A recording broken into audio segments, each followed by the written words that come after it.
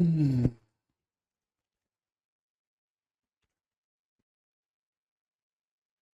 नमस्ते सभी को।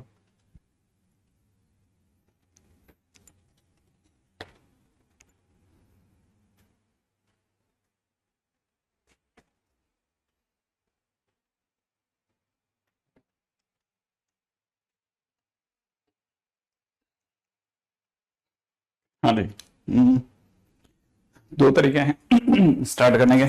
एक तो अपन आगे चलें और दूसरा एक मैट्रिक्स का डिस्कशन बाकी है, वो भी खत्म करते हैं जेई एडवांस का, जैसा कल अपन ने डिसाइड करा था। मैट्रिक्स में जेई एडवांस का डिस्कशन, तो मैट्रिक्स में जेई एडवांस का अगर अपन को डिस्कशन करना है, बाद में भी करना है, अभी भी करना है, कभी भी करना है, आप मेरे को पहले नंबर बता दीजिएगा कितने क्वेश्चंस, ये क्वेश्चंस की अपने को जरूरत है, तो वो क्वेश्चंस अपन लिख के रख लेते हैं, अगर बाद में भी होगा तो भी देख लेंगे। हाँ भाई 26 से बता दीजिएगा फटाफट से। हाँ हाँ कोई तकलीफ नहीं, हाँ उस पर भी चलेंगे, लेकिन आप मेरे को नंबर बता दीजिए कौन कौन से क्वेश्चंस की अपन बात करने वाले हैं। Yes your comments are visible. Shivanshu,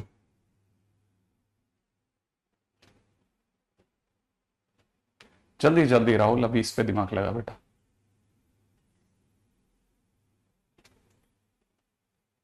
sir वह साइन वाले लास्ट क्वेश्चन का आंसर, इसमें साइन का क्वेश्चन कहा था। हाँ लास्ट में करवा देंगे, लेकिन नंबर तो बता दो, फिर बाद में मेरे को पता ही नहीं मैं कौन से क्वेश्चन कराने हैं, इसलिए जल्दी बता दो आप, एक ही उसमें फटाफट। 6-16 मैं लिख के रख लेता हूँ ना, बाद में भी सही, लेकिन अपने को पता रहेगा ना। 6-16। हम्म। और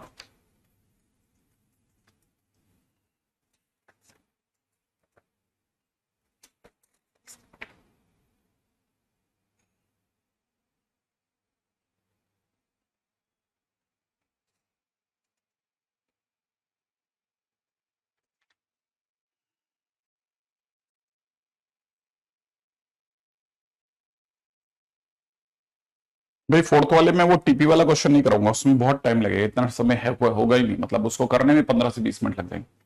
हम्म।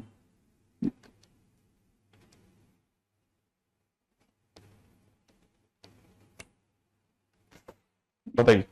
वो क्वेश्चन नंबर फोर्थ का ए मैं वैसे ही बता देता हूँ जय। क्वेश्चन नंबर फोर्थ का ए मैं ऐसे ही बता देता हूँ कि हमारे पास में सॉल्यूशन सिर्फ दो ही होते हैं, या तो जीरो, सॉरी या तो यूनिक सॉल्यूशन या फिर इनफाइनाइट। तो ये क्वेश्चन में कह रहा है exactly two distinct solution that is not possible, तो अगर देखा इसका आंसर वैसे ही जीरो हो गया ए। ठीक है, फोर्थ का भी देख लेंगे। आगे बताओ आप, तो अभी तक आपने तीन बताया, मतलब मेरे को तीन ही करने क्या। क्वेश्चन नंबर 11,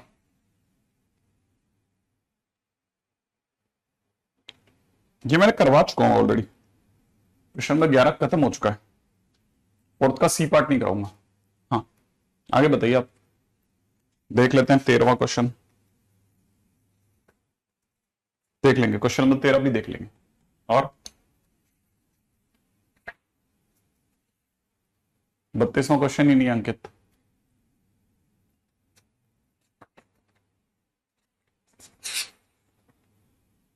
क्वेश्चन नंबर 11 करवा चुका हूं मैं।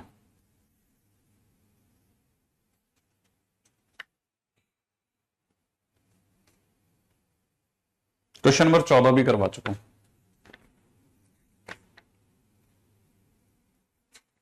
क्वेश्चन नंबर 8 भी करवा चुका हूं।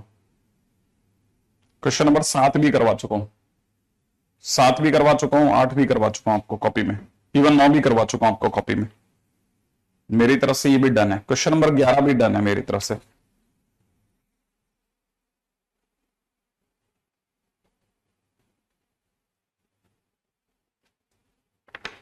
हाँ भाई, और कुछ।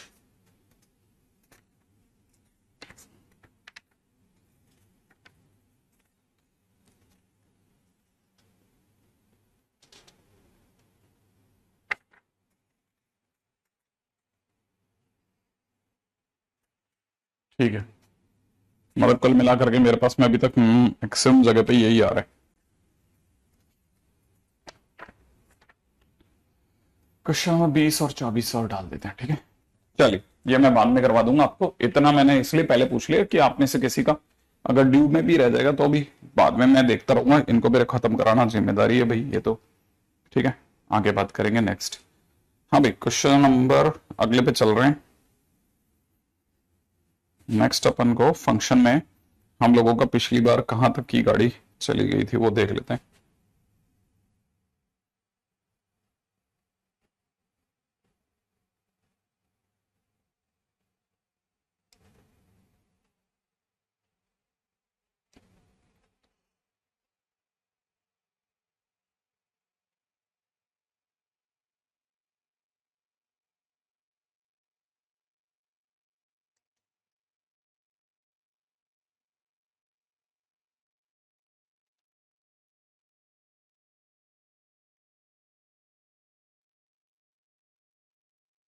हाँ भाई, अब नेक्स्ट पॉइंट के ऊपर बात करते हैं।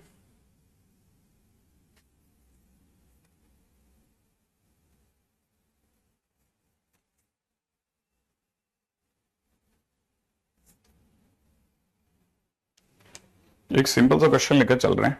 क्वेश्चन में दे रखा है, फंक्शन में वापस आ रहा हूं मैं, ठीक है। If 0x and 300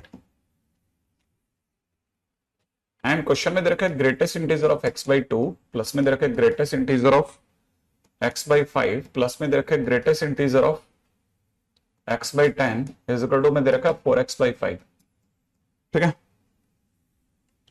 and sum of values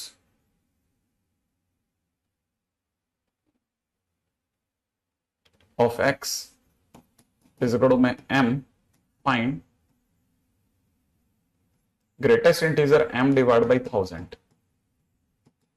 बिल्कुल फिक्स क्वेश्चन है, एकदम एकदम आसान सा क्वेश्चन। कैसे सोचना है, क्या सोचना है बताता हूं। देखिए सर, हाँ राम दिख रहा था आपका भी कमेंट। देखो जरा क्वेश्चन को देखना, जरा क्वेश्चन के अंदर एक हिट एंड ट्रायल यूज कर रहे हैं हम लोग, ठीक है। अगर आपने हिट एंड ट्रायल ट्राई किया तो x/2 इसको नॉर्मल सोच रहे हैं, x/2 x/5 x/10 क्या होगा।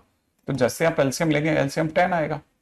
एलसीएम अगर 10 आ गया तो यहाँ पे 5x हो जाएगा, यहाँ पे 2x हो जाएगा और यहाँ पे x हो जाएगा। सम कीजिए 8x बटा 10 हो जाएगा, काटिए 4x/5 हो जाएगा। माने अगर आप इसे नॉर्मल भी जोड़ते तो भी 4x बटा 5 आ रहा था, जबकि क्वेश्चन में तो ग्रेटेस्ट इंटीजर का आंसर 4 बटा 5 है। तो इसका मतलब पक्की बात है कि ये जो ग्रेटेस्ट इंटीजर में दिख रहा है ये नॉर्मल ही है। तो इसका मतलब ये कि ग्रेटेस्ट इंटीजर x/2 जो है वो सिंपल x/2 ही दे रहा है, और दूसरी तरफ से ग्रेटेस्ट इंटीजर x/5 जो है वो x/5 ही दे रहा है, और ग्रेटेस्ट इंटीजर x/10 जो है वो भी नॉर्मल x/10 ही दे रहा है। ऐसा कैसे हो सकता है भाई? ऐसा तभी हो सकता है जब ये सारे इंटीजर हो, क्योंकि इंटीजर का जीएफ वो खुद होते हैं। तो इसका मतलब ये है कि ये सब इंटीजर हैं, माने x/2 x/5 x/10 ये सब क्या है? ये सब इंटीजर है। हाँ ये सब इंटीजर है। ऐसे कौन सा x आ गया जिसमें 2 का भी डिवाइड करें, 5 का भी करें, 10 का भी करें, सब इंटीजर आएगा, है ना। ऐसा इंटीजर, ऐसा इंटीजर 10 है। देखो आप ट्राई करके 10 बटा 2 करो, 10 बटा 2 करते 5 आएगा, 10 बटा 5 2 आ जाएगा, 10/10 1 आएगा। सारे इंटीजर ही तो आ रहे हैं। तो सिर्फ 10 है नहीं, 20 भी है। आप 20/2 करो 10 आएगा, 20/5 करो 4 आ जाएगा, 20/10 करो 2 आ जाएगा। सारे इंटीजर तो आ रहे हैं। तो फिर 10 20 30 और 40 और ऐसे बढ़ते बढ़ते कब तक लेने? 290 तक। क्यों? क्योंकि x जो भी आएगा वो 300 से कम रखना है। तो इसका मतलब ये कि हमारे पास में x के नाम पे ये सब वैल्यूज आई। अगर ये सारी वैल्यूज आई तो m जो है इन सब का सम है, माने 10 + 20 + 30 से लेकर के 290 तक का सम है। इसमें से अगर किसी भी बच्चे ने 10 कॉमन ले लिया तो अंदर 1 + 2 + 3 से लेकर के वो 29 तक का सम देखेगा। और आपको तो पता होना चाहिए कि 29 तक का सम विल बी 29 × 30 डिवाइड बाई 2 हो जाएगा। तो ये 15 से कटा 150, 150 × 30 होता 4,500, 4,500 में भी 150 कम 4350। ये मेरा m आ गया। और अगर m इतना आ गया तो क्वेश्चन वाले की डिमांड क्या है भाई? क्वेश्चन वाले की डिमांड है कि वो m/1000 करवाना चाहता है। तो हम भी 4350 डिवाइड बाई 1000 करते हैं, और जैसे ऐसा करेंगे ये 4.3 आ जाएगा, और 4.35 का जीआईएफ होता है 4, इसलिए आंसर विल बी 4। तो आंसर कितना आ जाएगा? 4। ठीक है ना, बहुत सिंपल है। आप क्वेश्चन के अंदर अगले क्वेश्चन की तरफ बढ़ते हैं, ठीक है। नेक्स्ट क्वेश्चन क्या कहते हो आप? नेक्स्ट क्वेश्चन क्या है?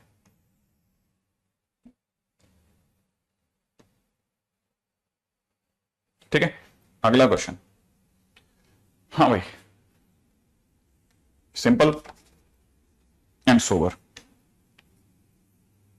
देखिए यहां तक क्वेश्चन हो गया। अगला क्वेश्चन पे जाने के पहले से पहले एक दो छोटी छोटी चीजें और क्लियर कर लेते हैं। जैसे क्वेश्चन के अंदर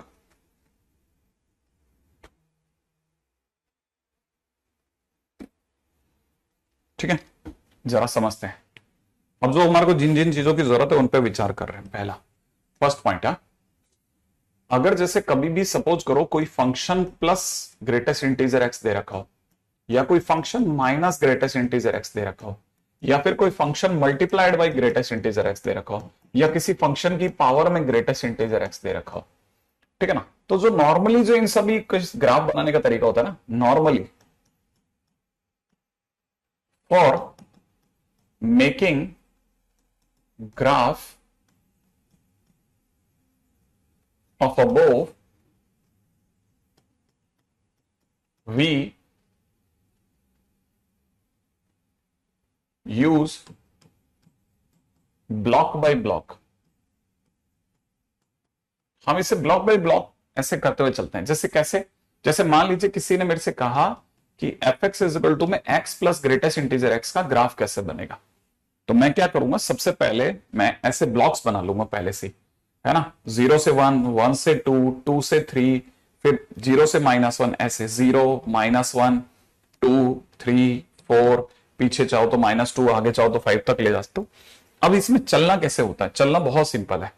चलने के लिए हम क्या करते हैं ना, हम ये सोचते हैं कि x जब पहले नंबर पे 0 से 1 में है, 0 से 1, 1 2 3, ठीक है ना, 0 से 1 में है। अगर x अगर 0 से 1 में है तो 0 से 1 में ग्रेटेस्ट इंटीजर x की वैल्यू क्या होगी, 0 होगी। तो उस केस में हमारा जो y होगा वो x प्लस 0 माने x होगा। अच्छा, जैसे ही x की वैल्यू जो होगी वो अपने आप में 1 से 2 में चली जाएगी, तो जो हमारा ग्रेटेस्ट इंटीजर x होगा, जो हमारा ग्रेटेस्ट इंटीजर x होगा उसकी वैल्यू क्या आ जाएगी, 1 आ जाएगी। तो उस केस में हमारा फंक्शन क्या हो जाएगा, y is equal to x plus 1 हो जाएगा। अच्छा, सेम वे अगर भाई आप ध्यान से देखेंगे तो जैसे ही अगले ब्लॉक 2 से 3 में चलूंगा तो मेरे को y ग्रेटेस्ट इंटीजर x की वैल्यू 2 दिखेगी और y की वैल्यू x प्लस 2 दिखेगी। ऐसे ही तो होगा। तो हम ऐसे केस में क्या करते हैं, हम ऐसे केसेस में ऐसे अलग अलग फंक्शन पहले से ही निकाल लेते हैं ना। जैसे ही हम लोग अपनी तरफ से करते हैं, कैसे करते हैं जरा ध्यान से देखना। हम सबसे पहले y इक्वल टू एक्स लिखते हैं, ये y इक्वल टू एक्स बनाया, फिर y equal to x plus 1 बनाएंगे, ठीक है, y equal to x plus 1 ऐसे बन गया, फिर y equal to x plus 2 ऐसे बन जाएगा। तो हम अपनी तरफ से y equal to x, y equal to x, y equal to x plus 1 पहले से बना लेते हैं। अब उस पर क्या करते हैं, उस पर जब हमें ग्राफ बनाना होता है तो 0 से 1 वाले ब्लॉक में हमें y इक्वल टू एक्स ही चाहिए, तो y इक्वल टू एक्स को ही डार्क करते हैं। फिर 1 से 2 वाले ब्लॉक में हमें y equal to x plus 1 चाहिए, तो हम y equal to x plus 1 वाले को ही डार्क करेंगे। हम सिर्फ इसी को ही डार्क करेंगे। नेक्स्ट वाले में अगले को डार्क करेंगे। सोचो, अगले वाले के अंदर हम इसके नीचे वाले को डार्क करेंगे, उसके अगले वाले के अंदर हम इससे भी नीचे वाले को डार्क करेंगे। तो जैसे जैसे हम नीचे नीचे नीचे जाते जाएंगे, हम एक पॉइंट नीचे गिरते जाएंगे, है ना। तो ये जो ग्राफ बन रहा है ना, जो ये पिंक कलर का ग्राफ, और ये सब हटा लेंगे, है ना, इनकी जरूरत नहीं पड़ेगी हमारे को। तो ये तो सिर्फ अपने को सपोर्ट करने के लिए आई थी, ये वाली लाइन, ये वाली लाइन, ये वाली लाइन, और जो बना हुआ ग्राफ है वो ग्राफ होगा y इक्वल टू में x plus greatest integer x का। क्या यहां तक की बात समझ में आ गई, है ना। अच्छा, अब जिनको ये थोड़ा सा वियर्ड लगा आइडिया कि सर काम चल सकता है या नहीं चल सकता, भी देखते हैं, ठीक है, उनके लिए अगले पे एक कदम और चलता है, ठीक है। देखिए, अब मैं अगला पॉइंट उठा रहा हूं। अगर मान लीजिए किसी ने y इक्वल टू में x minus greatest integer x दिया होता, ठीक है, तो कैसे करते, y इक्वल टू में x माइनस, आप ग्रेटेस्ट इंटीजर x कभी भी जुड़ेगा घटेगा, ब्लॉक टू ब्लॉक ही काम बनाएंगे हम हमेशा, ठीक है ना। ऐसे ये 0 1 2 3 4 और पीछे कितना माइनस, ऐसे ले लिया। फिर से वापस से वही सोचेंगे, पहला ब्लॉक 0 से 1, ठीक है, दूसरा ब्लॉक 1 से 2, तीसरा ब्लॉक 2 से 3, ठीक है ना भाई। इसमें ग्रेटेस्ट इंटीजर x की वैल्यू 0, इसमें ग्रेटेस्ट इंटीजर x की वैल्यू 1, इससे ग्रेटेस्ट इंटीजर x की वैल्यू 2, फिर y की वैल्यू कितनी आ जाएगी, x माइनस 0, यहां पे y की वैल्यू x माइनस 1, यहां पे y की वैल्यू x माइनस 2।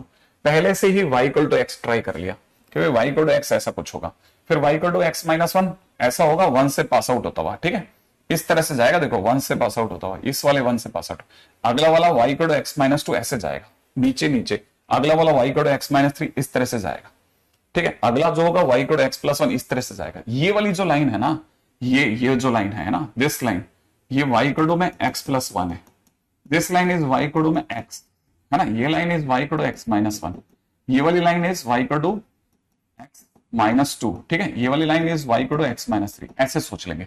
फिर सोचने के बाद में बस सिर्फ हर ब्लॉक के अंदर जो भी पर्टिकुलर लाइन आई है उसी को डार्क करेंगे। जैसे पहला ब्लॉक 0 से 1 है, 0 से 1 में मैं सिर्फ y इक्वल टू x को डार्क करूंगा, तो इतना हमारे को दे दो। अगले वाले के अंदर y equal to x minus 1 को ही डार्क करेंगे, तो ये वाला हमारे पास हो जाएगा। अगले वाले के अंदर ये वाला हमारे पास होगा, उसके अगले वाले में ये वाला हमारे पास होगा, उसके पिछले वाले में ये वाला हमारे पास होगा, और बाकी बची हुई जो भी लाइन होंगी ना उनको हम डिलीट कर देंगे, ठीक है। जैसे ये वाली हटा लेते हैं, ये हटा लेते हैं, यहां से ये हटा लेते हैं, यहां से ये हटा लेते हैं, और यहां से ये वाली लाइन हटा, तो जो हमारे पास बन गया वो फ्रैक्शनल पार्ट x का ग्राफ हो गया। मेरा तो ख्याल है आप में से सभी लोगों को समझ में आया होगा कि हाँ भाई क्वेश्चन में ऐसे चलना है, ठीक है ना। तो थोड़ा सा एक आइडिया पड़ जाता है कि क्वेश्चन के अंदर कैसे कैसे ट्रीट करना है, ठीक है, किस तरह से ट्रीट करना है, ठीक है। अच्छा, जैसे अब किसी ने हमारे से कहा कि y इक्वल टू में 2 to the power greatest integer x का ग्राफ कैसे बनेगा, तो हम तो बस सिर्फ एक रफ आइडिया ले लेते हैं भाई, रफ आइडिया क्या हो सकता है। ऐसे ब्लॉक्स बनाए, थोड़ा बहुत 0 1 2 3 पीछे -1, ठीक है। यहां पे हमने पहला ब्लॉक लिया, कहां से कहां तक, 0 से 1 तक। दूसरा ब्लॉक ले लेते हैं कहां से कहां तक, 1 से 2 तक। अगला ब्लॉक ले लेते हैं 2 से 3 तक, और फिर उनके बीच में ग्रेटेस्ट इंटीजर x सोच लेते हैं कि इसकी वैल्यू 0 आएगी, इसकी वैल्यू 1 आएगी, इसके अंदर इसकी वैल्यू आएगी वो 2 आएगी। अब हमारा फंक्शन y इक्वल टू 2 की पावर 0, यहाँ पे y इक्वल टू 2 की पावर 1, यहाँ पे y इक्वल टू 2 की पावर 2, ठीक है। माने यहां से 2 आएगा, यहां से 1 आएगा, और यहां से 4 आएगा। अब y इक्वल टू 1, ठीक है। अब मैं सीधा ट्राई करता हूं, देखो y equal to 1, y equal to 1 जो है वो वर्कआउट होगा 0 से 1 में, तो 0 से 1 में y इक्वल टू 1, इस तरह का ग्राफ बन गया, ठीक है। अगले में y इक्वल टू 4, तो y इक्वल टू 4 जो होगा वो काफी ऊपर होगा, यहां कहीं y इक्वल टू 4। अगले वाले में sorry y equal to 2, next वाले में तो y इक्वल टू 2 होगा, ठीक है। तो y इक्वल टू 2, ये y इक्वल टू 2 बना दिया, यहां y इक्वल टू 1 बना दिया, ये y इक्वल टू 4 बन गया, y इक्वल टू 4, ठीक है ना भाई। अच्छा, उससे पीछे जाओगे तो y इक्वल टू हाफ बनेगा, यहां पे y इक्वल टू हाफ। आप सोचना कैसे, ठीक है। तो अगर देखेंगे तो ये इस तरह का जो ग्राफ बनेगा वो बहुत सिंपल है। तो पहली चीज तो कहानी यहां से यहां तक खत्म होगी कि भाई ग्रेटेस्ट इंटीजर के ग्राफ में बेसिक ग्राफ्स कैसे बनते हैं, ठीक है। अच्छा, अब जरा इसके आगे चलते हैं, ठीक है, नेक्स्ट पे बात करते हैं, ठीक है। मान लो क्वेश्चन के अंदर अपने से पूछ लिया गया है ना, y इक्वल टू में 2 greatest integer x plus cos x, मान लो इसका ग्राफ किसी ने पूछा 2 greatest integer x plus cos x, ठीक है ना। अगर किसी ने 2 greatest integer x plus cos x पूछा तो मैं कैसे सोचूंगा, मैं इस तरह से सोच रहा हूं कि ये मेरा cos x का ग्राफ है ना भाई, ये मेरा cos x का ग्राफ है, ठीक है, 0 से 2 पाई तक, ये 0 ये 2 पाई है ना, ये मेरा cos x का ग्राफ है। ये यहां कहीं 1 आएगा, दिस इज 1, है ना, यहां कहीं 2 आ जाएगा, दिस इज 2, यहां कहीं, है ना, थोड़ा सा पीछे जाते हैं इसमें, दिस इज 2, और ये जो जगह आएगी ना यहां पे, है ना, ये थोड़ा सा पीछे चलना पड़ेगा इसको, ठीक है।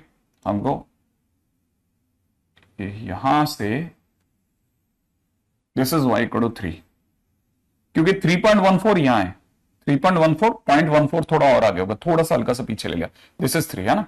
अच्छा, फिर 4 के लिए तो ज्यादा सोचना नहीं है, लेकिन 4 यहीं कहीं मिल जाएगा, ठीक है, और 5 यहां कहीं मिल जाएगा, और 6 जो होगा वो इससे जस्ट पहले मिल जाएगा 6.28 होने की वजह से, ये 4 ये 5 ये 6 और ये 6.28 है ना, इतना उम्मीद है सबको पता होगा, ठीक है। तो बेसिकली ये हुआ, ठीक है, नहीं ये थर्ड स्लाइड चल रही है शायद, ठीक है। अब देखो क्वेश्चन में किसी ने कहा 2 ग्रेटेस्ट इंटीजर x, अगर मान लीजिए 2 ग्रेटेस्ट इंटीजर x कहा ना, तो मैं कुछ छोटी छोटी आइडियाज दे सकता हूं बस।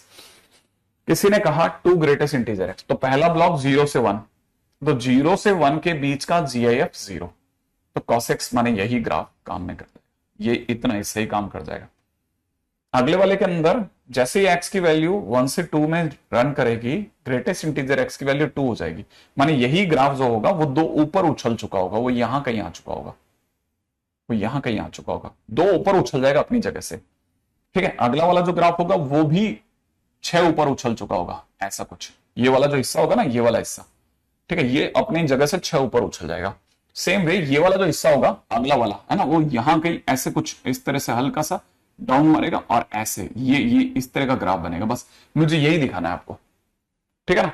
अब जैसे ये वाला क्वेश्चन आ गया ना, मान लो जैसे क्वेश्चन में आया, तो फिर क्वेश्चन में वो इस तरह के क्वेश्चन में कैसे हमारे किस काम का, मतलब किस काम का है हमारे, तो वो क्वेश्चन में ये पूछता है कि दिस फंक्शन इज 1 to 1 और नॉट और मैनी टू 1, ठीक है। वो क्वेश्चन में ये पूछा, तो 1 to 1 या मैनी टू 1 का एक ही तरीका होता है कि कोई भी स्ट्रेट लाइन जो होती है ना वो एक ही जगह पे काटेगी, तो हम कहेंगे 1 1 है।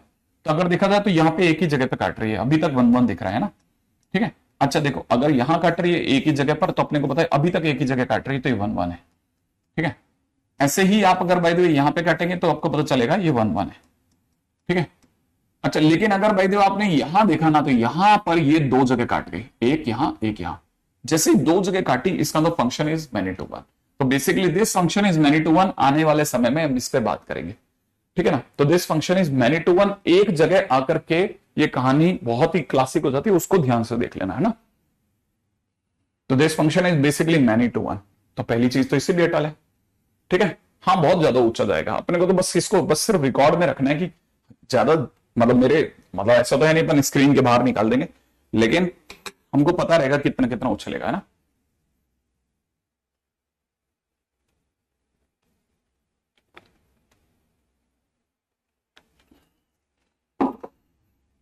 अभी तो तुम लोग कह रहे थे हो गया,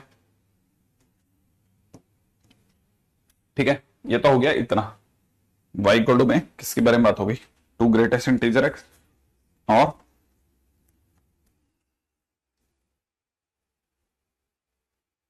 ठीक है, नेक्स्ट के ऊपर बात करते हैं।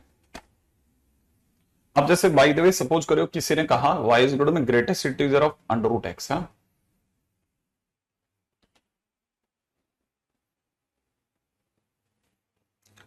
ये तो फर्जी, उतना मजा नहीं आएगा।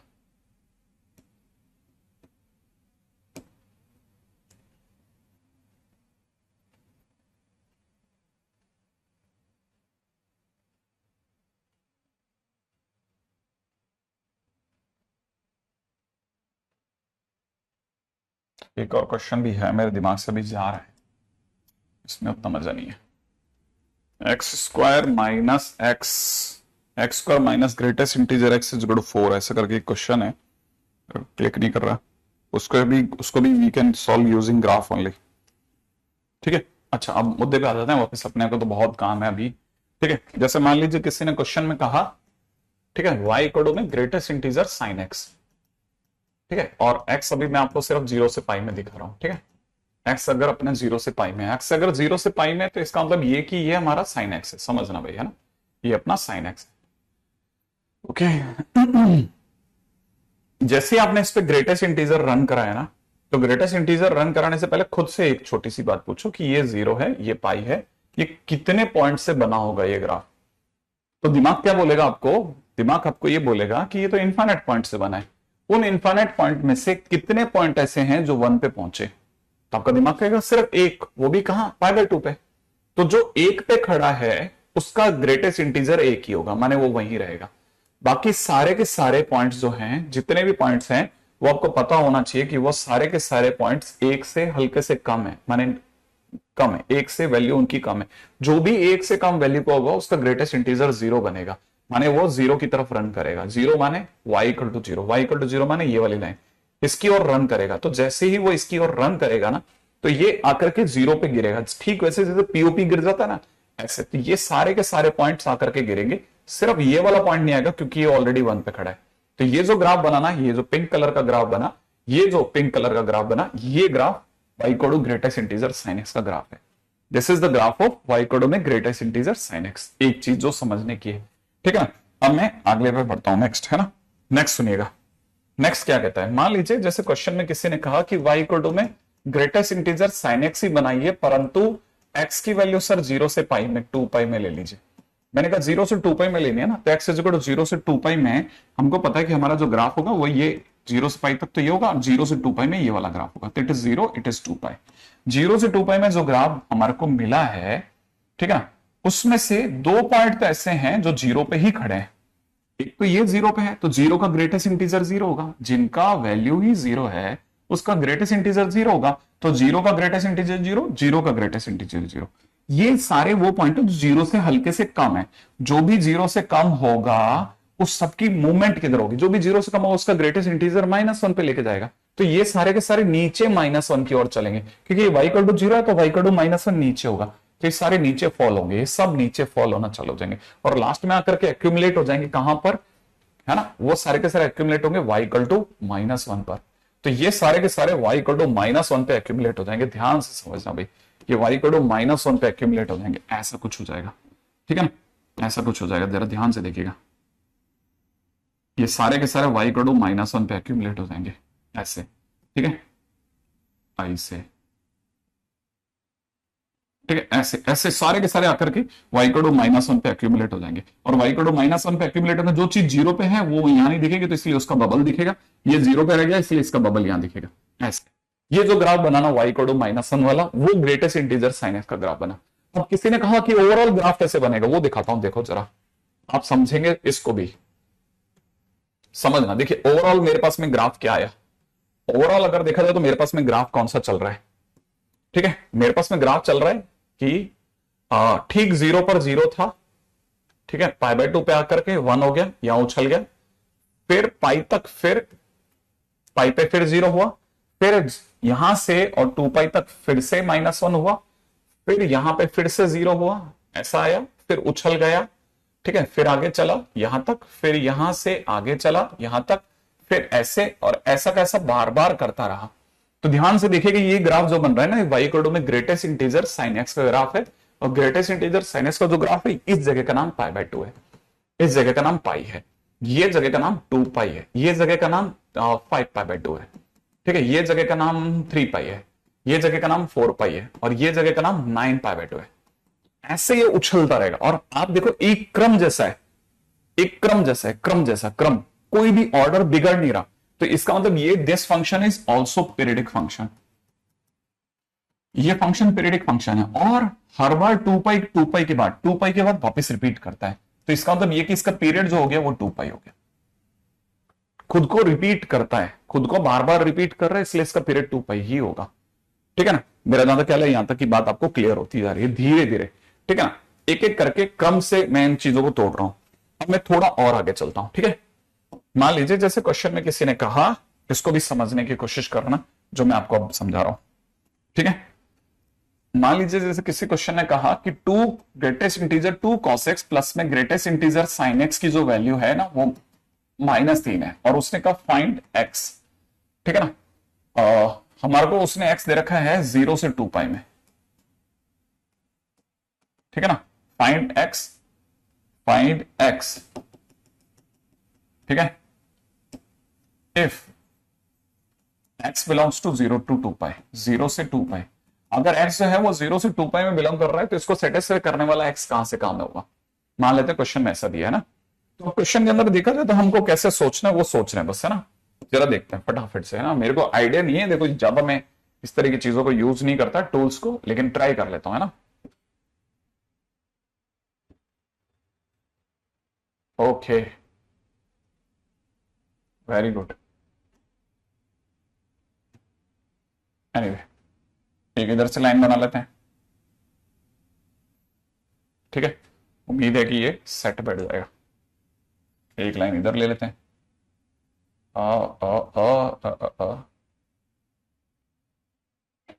ठीक है, अब सही है। अच्छा, एक लाइन इधर भी ले लेते हैं,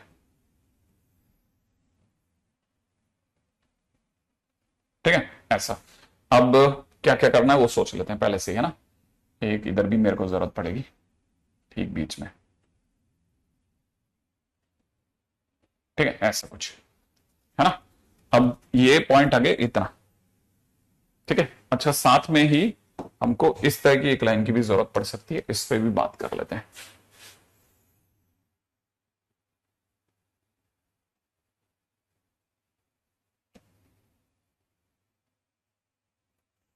एक लाइन की जरूरत यहां पड़ेगी,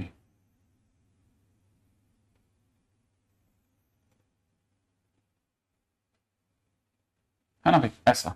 देखिए अब ये जो भी मैंने लाइनें बनाने की कोशिश करी है, मैं 0 से 2π के बीच में चल रहा हूं, जरा ध्यान से देखना। इट इज 0, ये वाली जगह का नाम π/2, ये वाली जगह का नाम पाई, ये जगह का नाम 3π/2, ये जगह का नाम 2π। ठीक है, मैं सबसे पहले cos 2x बना रहा हूं, cos 2x का ग्राफ π/2 पे 0 होगा, यहां तक जाते जाते ऐसा, और ये ऐसा कुछ ग्राफ बनेगा, राइट है। सेम वे मैं अगर sin x का ग्राफ बनाता हूं तो ये sin x का ग्राफ है, ये 2 cos x का ग्राफ है, this is y equal to में 2 cos x, ये y इक्वल टू में, और ये वाला जो ग्राफ है ये y इक्वल टू में sin x का ग्राफ है। मुझे एक छोटी सी बात समझनी है, बहुत ध्यान से समझना। मेरे को एक क्वेश्चन के अंदर क्या चाहिए, मेरे को चाहिए कि क्वेश्चन में दे रखा है 2 cos x का GAF प्लस में ग्रेटेस्ट इंटीजर sin x का GAF, दोनों मिलके -3 दे। मुझे अच्छे से पता है ग्रेटेस्ट इंटीजर क्या देता है, ग्रेटेस्ट इंटीजर देता है। अगर ये इंटीजर देता है तो ये एक इंटीजर, ये इंटीजर, दो इंटीजर मिलके मुझे -3 दे रहे हैं, दो इंटीजर मिलके मुझे क्या दे रहे हैं, -3। दो इंटीजर मिलके मेरे जो -3 कब कब दे सकते हैं, सोचना है बस। दो इंटीजर मिलकर के मुझे -3 कब कब दे सकते हैं। देखो दिमाग ये कहता है कि दो इंटीजर मिलके -3 कैसे दे सकते हैं, जैसे मुझे -4 और 1 दिला दो, -4 और 1 दिला दो, दोनों मिलकर के -3 देगा, -5 और प्लस का 2 दे दो, -3 मिल जाएगा मुझे। तो मेरे दिमाग ने मुझे कहा कि मुझे -4 और +1 दिलवा दो, -3 मिल जाएगा। लेकिन मैंने फिर सोचा यार -4 देगा कौन, ग्रेटेस्ट इंटीजर 2 cos x जो है उसमें 2 cos x बैठा है। अब 2 cos x जो है, 2 cos x की हाईएस्ट वैल्यू 2 है, लोएस्ट वैल्यू -2 है, जिसकी मिनिमम वैल्यू ही -2 है, वो -4 देगी कैसे, जिसका तो वो -4 दे ही नहीं सकती। इसका मतलब ये कि मुझे यहां से क्लियर हो गया यार, मैं सोच रहा हूं लेकिन ये पॉसिबल नहीं है ये वाला केस। मैंने कहा चल कोई बात नहीं, इससे -3 ले लेते हैं, इससे 0 ले लेते हैं, तब मिलके -3 मिल जाएगा। फिर से मेरे दिमाग ने काम किया कि -3 देगा कौन, क्या ये 2 cos x से उम्मीद है मेरी, 2 cos x नीचे से नीचे -2 देता है, -3 नहीं देने वाला। तो इसका मतलब ये केस भी मैंने फिर फाइनली खारिज कर दिया। मैं चला आगे, -2 और हो सकता है शायद तुम -1 दे दो, sin x -1 दे सकता है, ये -2 दे सकता है, मेरे को पॉसिबिलिटी लगती है इस केस की। अच्छा फिर मैंने सोचा इससे -1 ले लेंगे, इससे -2। अच्छा क्या आपको लगता है sin x -2 दे देगा क्या, नहीं देगा ना, तो हटाओ इसको, ये भी पॉसिबल नहीं। इसका मतलब ऐसा मैं बहुत सारे केसेस सोचूंगा, but it is not necessarily every time की करेक्ट आ जाए। मैंने फिर फाइनली कि मेरे को पता चला कि इससे मेरे को -2 की तलाश है, इससे -1 की तलाश है, दोनों मिलके दे देंगे तो बढ़िया है। अब मैंने ग्रेटेस्ट इंटीजर का ग्राफ सोचा कि भाई सबका ग्रेटेस्ट इंटीजर क्या होगा। जो चीज अभी अपने को पता है इस समय 2 पे खड़ी है, 2 का ग्रेटेस्ट इंटीजर 2 ही होता है, ठीक है ना। जो चीज 2 से हल्की सी भी मूव डाउन हुई, हल्की सी भी हटी, जो जैसे ही 2 से कोई भी चीज, जैसे ही 2 से ग्राफ कम होना चालू हुआ, जो भी 2 से हल्का सा भी कम होगा, मेरे को बहुत अच्छे से पता है वो सीधा 1 की ओर रन करेगा। 2 से कम होते ग्रेटेस्ट इंटीजर उसे 1 बनाएगा, तो वो उसे 1 बनाने के लिए दौड़ा। अब 1 कैसा होता है सब, 1 यहां कहीं होगा और कहां होगा, यहां तक 1 बन जाएगा और क्या, लीजिए ये सारे के सारे आकर के 1 पे टिक जाएंगे, ऑब्वियस ही बात है। यहां पे भी ये सारे के सारे आकर के 1 पे गिर जाएंगे, नो ये सब के सब आकर के गिर गए, ये सारी प्लेट आकर के ऐसे गिर रहे और यहां पे खड़े हो गए। जो 1 से भी छूटा वो 0 पे आएगा। भाई वो सब कहां गिरेंगे, 0 पे तो गिरेंगे, तो वो यहां गिर गए, वो सब के सब 0 पे गिर गए। अच्छा जो 0 से भी छूटे वो -1 पे आके टिक गए, सही है, वो -1 पे आके टिक गए भाई, वो -1 पे आके टिक गए। और जो -1 से भी छूटे वो -2 पे आके टिक गए, ऑब्वियस ही बात है वो -2 पे आके टिकेंगे, ठीक है। तो ये -2 पे आके, तो इसका मतलब मुझे पता चला कि ये सब के सब ऐसे काम कर रहे थे भाई, इस तरह का ग्राफ मिल रहा है। अब जैसे मुझे ये ग्राफ मिला, मैंने अब sin x का ग्राफ सोचा। sin x का ग्राफ में जो π/2 पे है वो 1 पे है, बाकी सब के सब यहां करके रुक गए, राइट है ना, वो सब के सब यहां आ गए, यहां, ठीक है। और इसका ग्राफ तो अपन ने अभी बनाया था, तो इसमें तो कोई दिमाग में कुछ विरोध था ही नहीं कि ऐसा बनता है ग्राफ, ये काम खत्म। तो मेरे को किस समय की तलाश है, जब sin x -1 दे। मेरे को ग्रेटेस्ट इंटीजर में sin x के किस चीज की तलाश है, -1 दे दे, और ग्रेटेस्ट इंटीजर में 2 cos x की तलाश है कि भाई वो -2 दे दे। इसलिए मैं सिर्फ उन्हीं पे ध्यान दूंगा जहां पे मेरा काम बन रहा है। मुझे sin x -1 चाहिए, sin x -1 यहां से यहां में, उसी टाइम पे cos x से -2 चाहिए, माने ये वो इलाका है जहां पर मेरा काम बन सकता है, राइट है। और वो भी एकदम सीध में होना चाहिए, कहने का मतलब ये कि एकदम ऐसे मिला लेना चाहिए मुझको, कि इसके बियॉन्ड नहीं जाएंगे भाई, है ना। हो सकता है अपने से तो ग्राफ थोड़ा बहुत हिल जाएगा, लेकिन इसके बियॉन्ड नहीं जाएंगे, ध्यान से है ना। इसको भी समझ के चलना कि भाई हमारे को इसकी जरूरत है बस, और किसी की जरूरत नहीं है। अब जरा ध्यान से देखिएगा, जो भी हमारे पास में ये बन रहा है ग्राफ, ऐसा बन रहा है, तो इसका मतलब ये कि ये जो ग्राफ है इस समय पे ये -2 दे रहा है और ये वाला -1 देने को रेडी है, रेडी, मेरे को कोई इश्यू नहीं है। अच्छा, अब ये कौन सी जगह है? ये तो कोई आंख का अंधा भी बता देगा कि ये पाई है, मतलब ये पाई से शुरू हुआ है और ये 3 पाई है, 3 पाई, सही है ना भाई? 3 पाई कहां से आ गया भाई? ये कौन सा 3 पाई आ गया? 3 पाई बाय 2 होगा ना? हाँ भाई, ये 3 पाई बाय 2 है, 3 पाई बाय 2, ये 3 पाई बाय 2 से भी कुछ पहले रह गया, कुछ पहले। ये कितना पहले रह गया, कितना है ये, कितना है ये गैप, वो सोचना पड़ रहा है। तो दिमाग ने कहा यार कैसे पता करें कि ये कितना गैप है? तो दिमाग ने एक चीज पकड़ी कि यार ये चीज अगर पता चल जाए ना तो ये हर बार सिमेट्रिकली चल रहा है, सिमेट्रिकल चल रहा है। ये कितना पीछे है? ये 90 है, ये जगह 90 है, ये जगह 90 है।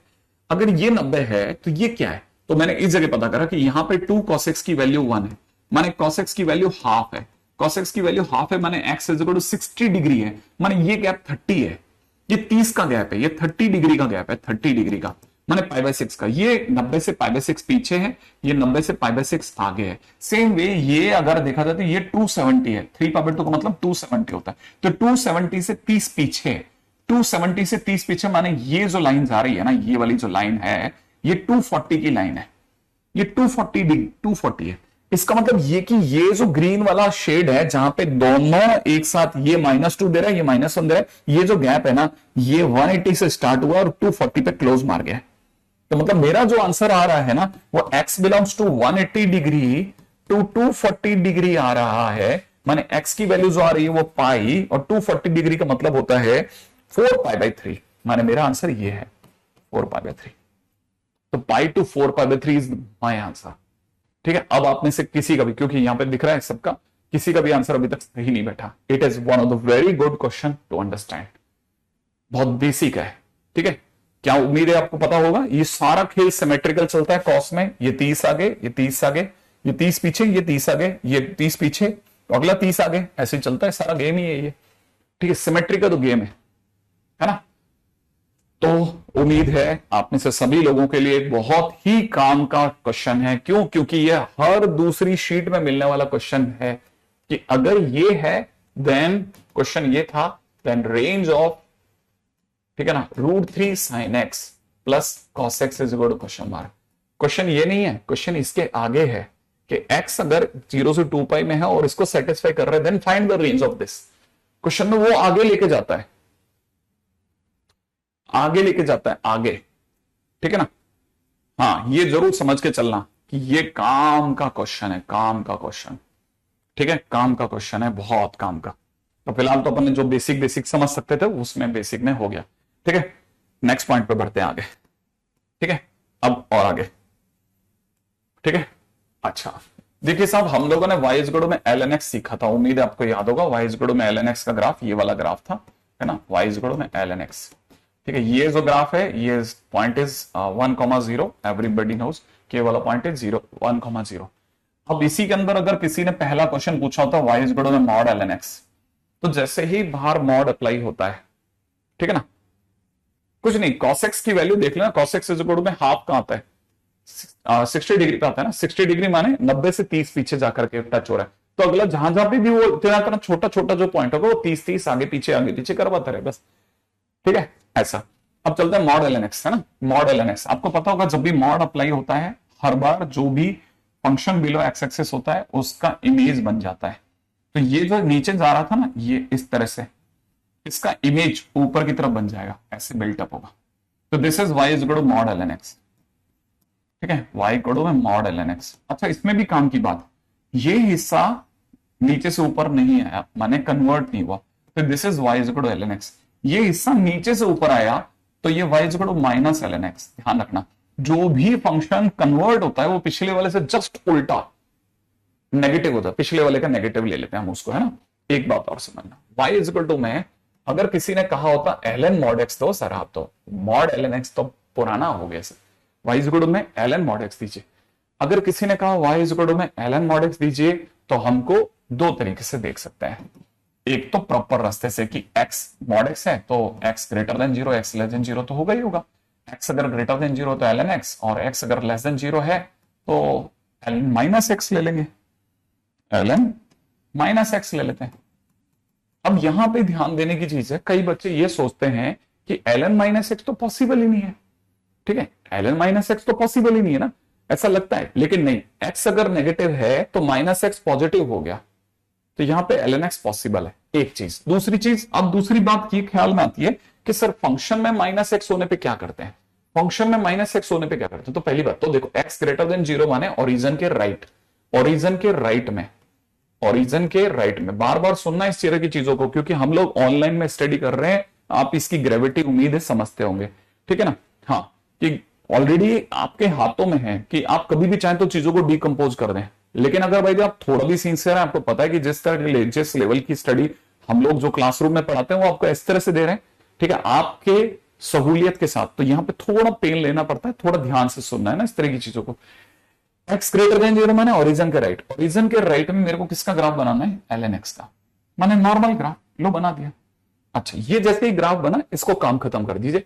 x लेस देन 0 माने ओरिजिन के लेफ्ट में चलिए, ओरिजिन के लेफ्ट माने ये वाली side, x less than 0, x less than 0 में आपको ln माइनस एक्स का ग्राफ बनाना है। जब भी फंक्शन में माइनस एक्स आता है, हमेशा fx की y एक्सिस में इमेज बन जाती है, तो माने इसी की इमेज इधर की तरफ ड्रॉ हो जाएगी, समझ रहे हैं। ये अगर 1,0 है तो दिस इज -1,0, और दोनों मिलकर के, ये नहीं कि ये वाला ये दोनों मिलकर के ग्राफ होगा y is equal to ln mod x।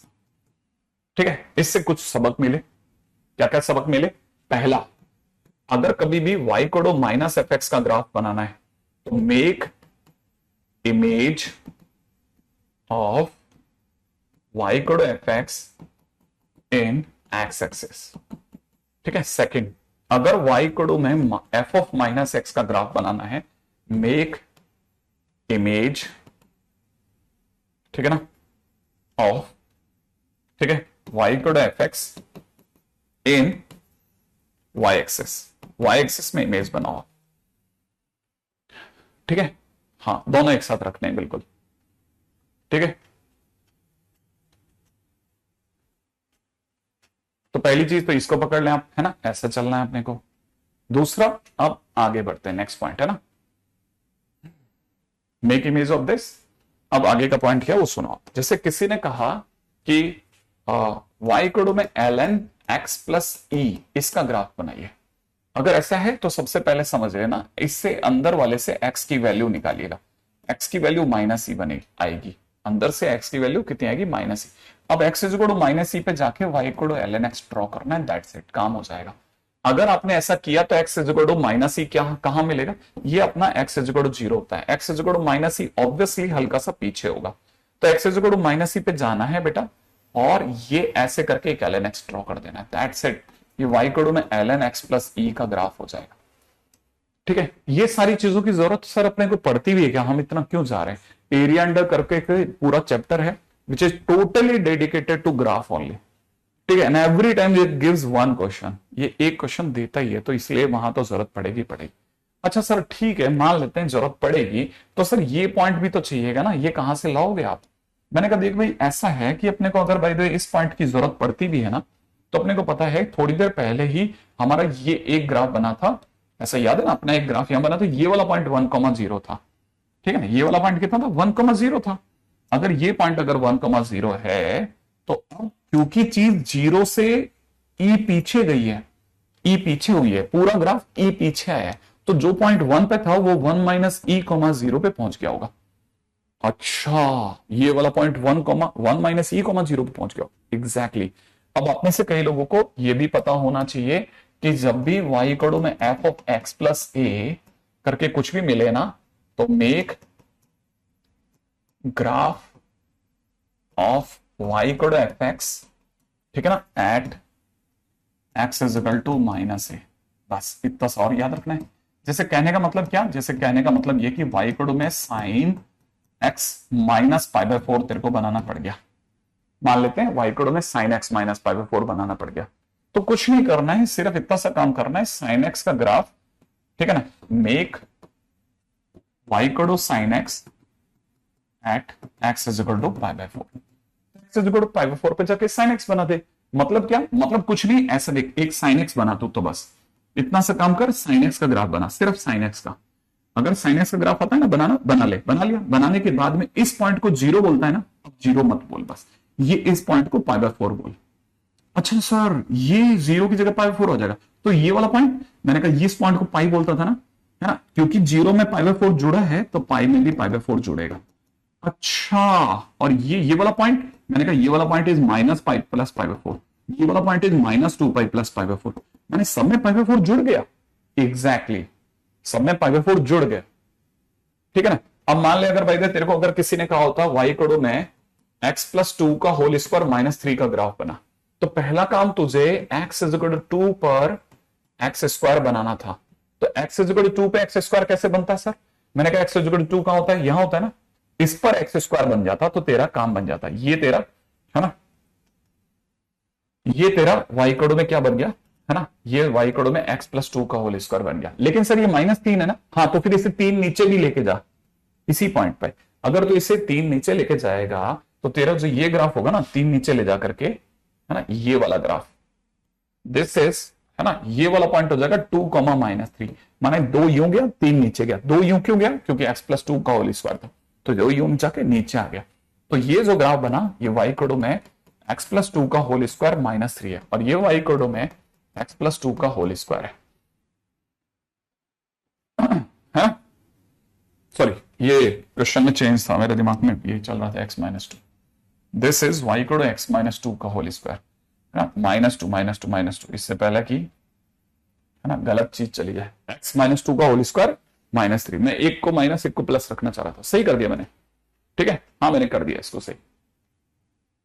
हाँ भाई, अब जैसे ये क्वेश्चन आया ना, अब इसी तरह का क्वेश्चन आपको पता होना चाहिए, ये क्वेश्चन में हमारे सबसे बेसिक क्वेश्चन है, सबसे बेसिक क्वेश्चन, ठीक है ना, जो आने वाले टाइम में उठेंगे, जो आने वाले टाइम में उठेंगे, ठीक है। नेक्स्ट पे बढ़ता है, नेक्स्ट पर, ठीक है, जल्दी से। हमारा अगला टाइटल है, ठीक है, नेक्स्ट टाइटल पे आ जाते हैं। हाँ भाई, अगला 7th, that is fractional part function, fractional part function, ठीक है। जो यहां पे थोड़े बूढ़े कलाकार हैं उन्हें पहले से काफी आइडिया है कि फ्रैक्शनल पार्ट फंक्शन क्या होता है, लेकिन अगर बाय द वे, ठीक है ना, लेकिन अगर बाय द वे जैसे किसी को नहीं पता है तो उसको थोड़ा बेसिक से लेके चल लेते हैं। भाई देखिए, सबसे पहली बात तो हम इसे जल्दबाजी में FPF बोल सकते हैं, फ्रैक्शनल पार्ट फंक्शन। दूसरी चीज ये पता होना चाहिए कि it is represented by y equal to में ऐसे कर्ली ब्रैकेट x, ठीक है। दूसरा, इट शोज फ्रैक्शनल वैल्यू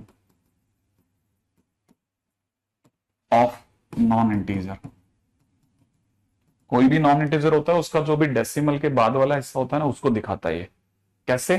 जैसे किसी ने अगर बाय द वे इसमें 2.38 भेज दिया ना, तो ये 0.38 को शो कर देगा। जैसे किसी ने अगर बाय द वे 4.01 भेज दिया तो ये 0.01 को शो कर देगा। अगर किसी ने 4.9 भेज दिया तो ये 0.9 को शो कर देगा। और सर किसी ने अगर मान लीजिए 16 भेज दिया, तो मैंने कहा डेसिमल के बाद कुछ नहीं तो 0 बताएगा, और क्या। अच्छा, और अगर किसी ने जैसे -8 भेज दिया, तो मैंने कहा डेसिमल के बाद कुछ नहीं इसलिए 0 दिखाएगा। मतलब हर इंटीजर पे 0 दिखाएगा। इंटीजर होते तो डेसिमल के बाद का खेल ही खत्म हो गया ना, फ्रैक्शन में तो कुछ बचा ही नहीं।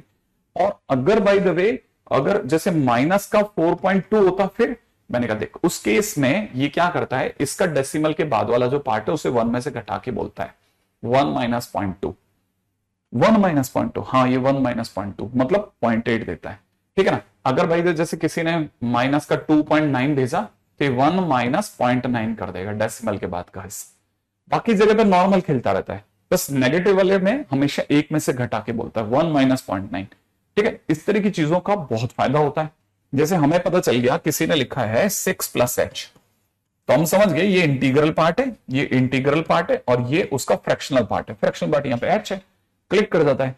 अब जैसे फ्रैक्शनल पार्ट h है तो हमारे को पता चल जाएगा कि ये फ्रैक्शन पार्ट को बाहर भेज देगा, माने h को बाहर भेज देगा। That's it, very simple.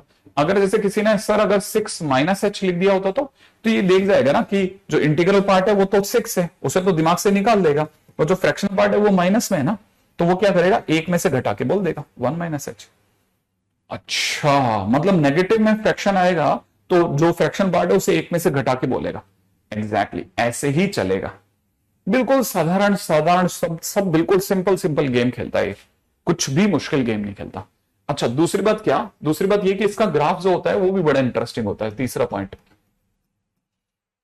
Graph of Y कोडो में फ्रैक्शनल पार्ट एक्स, वाई कोडो में फ्रैक्शनल पार्ट एक्स का ग्राफ जो होगा ना वो इस तरह से बनता है, देखो ठीक है ना, ये ऐसे, ये जगह आई जैसे ये है 0 से 1 तक, ठीक है, ये 0 से 1, फिर 1 पे वापस चलेगा 1 से 2 तक, फिर 2 पे ऐसे चलेगा, ठीक है, 2 पर इस तरह से ये वाला ग्राफ इस तरह से हो जाएगा, है ना, 2 से 3 तक, फिर 3 से 4 तक, फिर 4 से 5 तक ऐसे, और पीछे कहां से कहां तक 0 से -1, पीछे देखेंगे तो -2 ऐसे एंड सो ऑन। ये जो ग्राफ बनता जाएगा ना ऐसे, जैसे बच्चों वाले झुनझुने होते हैं ना, छिक छिक छिक, है ना, वो वाले किसी ने जमीन पे 45 डिग्री के एंगल पे काट दिया, ठीक है, और इसकी टॉप हाइट जो होती है ना 1 तक जाने की कोशिश करती है, तो इसलिए लोग कहते हैं कि इसकी हाइट जो है ना, माने फ्रैक्शन पार्ट एक्स की जो वैल्यू है वो हमेशा 0 से 1 के बीच ही रहती है। 0 को तो टच कर ही रहा है, लेकिन ऊपर तो इसने हेलमेट पहन लिया ना, इसलिए 1 को टच नहीं कर रहा, इसीलिए कहते हैं कि फ्रैक्शनल पार्ट एक्स जो होता है ना वो हमेशा 0 से 1 के बीच में होता है। और दिख भी रहा है फ्रैक्शन पार्ट एक्स की वैल्यू 0 आ सकती है, लेकिन 1 कभी नहीं आ रही, 1 के उस पार जाएगा ही नहीं, 1 के उस पार जाते तो नॉन फ्रैक्शन हो गया ना, ठीक है, ऐसा तो बिल्कुल सिंपल सा क्वेश्चन है। अच्छा अब देखो साहब, ये जो भी हमारे पास में ग्राफ बना, ठीक है, ऐसा। अच्छा देखो दूसरी बात क्या, 0 से 1 में भी है ग्राफ, 1 से 2 में भी है, 3 से 4 में भी है, सभी जगह है ना, इसीलिए लोग कहते हैं इसका डोमेन जो है वो x बिलोंग्स टू R है, माने ये भी R क्लब का आदमी है, और जो इसका रेंज है ना, जो इसका रेंज है y इज इक्वल टू इतना, belongs to y belongs to 0 to 1, तो अपने पास डोमेन और रेंज दोनों आ गए, तो पहली चीज यहां पे भी खत्म होगी। तीसरे पॉइंट पे भी चल दे चाहे, ठीक है, हाँ भाई नेक्स्ट पॉइंट, बहुत सारी चीजें आती है दिमाग में आप सबके, ठीक है, पॉइंट नंबर 3 के बाद 4 पे चलते हैं। अब बात करते हैं इसकी प्रॉपर्टीज की, इसकी प्रॉपर्टीज क्या क्या है, मस्त प्रॉपर्टीज है। पहली प्रॉपर्टी, ठीक है, पहली प्रॉपर्टी तो यही है कि फ्रैक्शनल पार्ट एक्स जो होता है वो हमेशा 0 से 1 में होता है, ठीक है। दूसरी प्रॉपर्टी क्या कहती है, दूसरी प्रॉपर्टी कहती है कि फ्रैक्शनल पार्ट में अगर आपने कभी भी इंटीजर भेजा ना तो आंसर 0 दे देगा, फ्रैक्शनल पार्ट में कभी भी इंटीजर भेजा तो आंसर 0 दे देगा, ध्यान रखना, एक छोटी सी बात है लेकिन काम की है, ठीक है। अच्छा यो भी कह सकते हैं कि फ्रैक्शन पार्ट है ना, इसको अदर वे अराउंड यो भी कह सकते हैं, ठीक है, अदर वे ऐसा भी कह सकते हैं कि अगर किसी ने कहा कि फ्रैक्शन पार्ट एक्स अगर 0 है तो हम समझ जाएंगे कि एक्स जो है वो इंटीजर है, ऐसे, है ना। तीसरा पॉइंट भी बहुत सिंपल है कि अगर आप ध्यान से देखेंगे तो इतना हिस्सा हमारे को कहता है कि फ्रैक्शनल पार्ट एक्स जो है that is always greater than equal to 0, always, ये हमेशा होता है, ठीक है ना, ये हमेशा 0 या 0 से बड़ा ही होता है ना, मतलब नेगेटिव कभी नहीं होता। आप में से कोई सोचे कि कभी कोई नेगेटिव वैल्यू दे देगा वगैरह वगैरह, ठीक है ना, कभी नहीं देगा। अच्छा अब जरा आगे बढ़ते हैं, जैसे मान लीजिए किसी ने कहा, तो पॉइंट नंबर 4 पे आते हैं, अगर किसी ने ये वाला पीछे वाला हिस्से को पकड़ा तो fractional part x is always less than 1, ये भी ऑलवेज। अच्छा जो भी मैं फ्रैक्शन पार्ट में एक्स के साथ बोल रहा हूं वो सभी के साथ लागू है, ठीक है, अब कहां नहीं है क्या नहीं वो भी समझ में आएगा। जैसे मान लीजिए किसी ने ये कहा कि फ्रैक्शनल पार्ट एक्स प्लस में दे रखा fractional part sine x is equal to 2, find, ठीक है, सॉल्यूशन, इसका सॉल्यूशन बताओ, तो हम तुरंत समझ जाएंगे कि यार भाई इसने क्वेश्चन के अंदर जो हमारे को दिया है ना उसमें ये हमेशा 1 से छोटा है, ये भी हमेशा 1 से छोटा है, दोनों का सम अप होकर 2 से छोटा है, माने जो आपका LHS है वो 2 से छोटा है, जबकि RHS कैसा है, RHS 2 है। यार ऐसे कैसे हो सकता है, जो चीज 2 से छोटी होगी वो 2 कैसे दे देगी, तो इसका मतलब आंसर हो गया नो सॉल्यूशन, बस खत्म, कितना सिंपल सा क्वेश्चन है, ठीक है ना, यहां तक की बात समझ में आएगी। अच्छा अब अगले पॉइंट के ऊपर बात करते हैं, नेक्स्ट पॉइंट क्या कहता है, तीसरा पॉइंट के बाद चौथा पॉइंट, चौथा पॉइंट क्या कहता है, चौथा पॉइंट सुनिएगा, ठीक है, पॉइंट नंबर 5, उल्टा आगे बढ़ते हैं, ठीक है। मान लीजिए अगर किसी ने ऐसा दे दिया ना कि fractional part x is greater then 0, ठीक है, तो ग्रेटर देन 0 का नाम सुनते हम समझ जाएंगे यार, greater than 0, fractional part x greater than 0, कुछ गड़बड़ है, फ्रैक्शन पार्ट एक्स तो ग्रेटर देन इक्वल टू 0 होता था, इसका मतलब ये कि अगर ग्रेटर देन 0 दिया है तो इसका मतलब सीधी सी बात दिमाग में आ जाएगी क्या यार, एक मिनट, इट सिंपली इंप्लाइज यार इसका मतलब फ्रैक्शन पार्ट एक्स 0 नहीं है, इसका मतलब फ्रैक्शन पार्ट एक्स अगर 0 नहीं है माने एक्स जो है वो इंटीजर नहीं दे रहा, इसका मतलब एक्स जो है वो सारे नंबर दे रहा है इंटीजर को छोड़ के, ओके ऐसा, हाँ ऐसा, जैसे मान लो किसी ने क्वेश्चन में पूछ लिया कि domain of y equal to में ln fractional part x, log में फ्रैक्शनल पार्ट x, तो हमें पता है लॉग को क्या चाहिए भाई, जो बाजू वाला बैठा है वो 0 से बड़ा हो, और जैसे ही ग्रेटर देन 0 आएगा हमारे दिमाग में आएगा ग्रेटर देन इक्वल टू 0 थे तुम, तो ग्रेटर देन इक्वल टू 0 थे ना, ये ग्रेटर देन कैसे रह गए, माने इक्वल टू 0 गायब हो गया तुम्हारा। अच्छा, इसका मतलब ग्रेटर देन 0 नहीं है, माने x जो है वो इंटीजर नहीं दे रहा होगा, तभी तुम ऐसे हो, माने x बिलोंग्स टू क्या है फिर, x belongs to r minus integer. ये मेरा आंसर हो जाएगा कि x belongs to r minus integer. That's it, simple है, एकदम सिंपल, एकदम सिंपल क्वेश्चन बनता है, बहुत प्यार से होने वाली चीज है, तो ये भी चीज समझ में आ गई होगी। अच्छा, अगले पॉइंट के ऊपर बात करते हैं, नेक्स्ट, ठीक है। अच्छा, अगला पॉइंट क्या कहता है, पॉइंट नंबर 6। पॉइंट नंबर 6 कहता है कि जैसे मान लीजिए किसी ने 3.8 को 3 प्लस 0.8 लिखा, तो क्या गलत करा, लिख सकते हो, है ना। तो दूसरे ने कहा नहीं यार 3 प्लस 0.8 तो ये पुराना हो गया, 3.8 को मैं तो ग्रेटेस्ट इंटीजर 3.8 प्लस में फ्रैक्शनल पार्ट 3.8 लिखना चाहता हूं, क्या सही जाएगा क्या। मैंने कहा देखो भाई इसकी वैल्यू तो 3 होती है और इसकी वैल्यू 0.8 है, हाँ सही तो जा, अच्छा खासा सही जा रहा है। अच्छा, तो इसमें सही चला गया, मैंने कहा चला गया मतलब क्या, होता ही होगा कि -4.5 बताओ कैसे होगा। मैंने ट्राई कर लेते हैं, ग्रेटेस्ट इंटीजर में डाल देते हैं माइनस का 4.5 और प्लस में कितना फ्रैक्शन पार्ट माइनस का 4.5, ऐसा ले लेते हैं, क्या ये सही बैठ जाएगा क्या, देख लेते हैं। इसकी वैल्यू कितनी आएगी, इसकी वैल्यू तो -5 आएगी, नहीं बैठेगा यार, -5 आ गई पक्का नहीं बैठेगा। मैंने कहा इसकी वैल्यू कितनी आएगी वो भी तो देखना, इसकी वैल्यू यार नेगेटिव में फ्रैक्शन है तो 1 माइनस 0.5 बताया सर ने, तो ये दोनों मिलके कितने हो गए, ये दोनों मिलके -4 हो गया और माइनस में 0.5 हो गया, अरे आ तो गया माइनस का 4.5, माइनस का 4.5, इसमें क्या कमी है, आ तो रहा है, मस्त है, इसमें क्या इशू है, अरे वाह बैठ गया।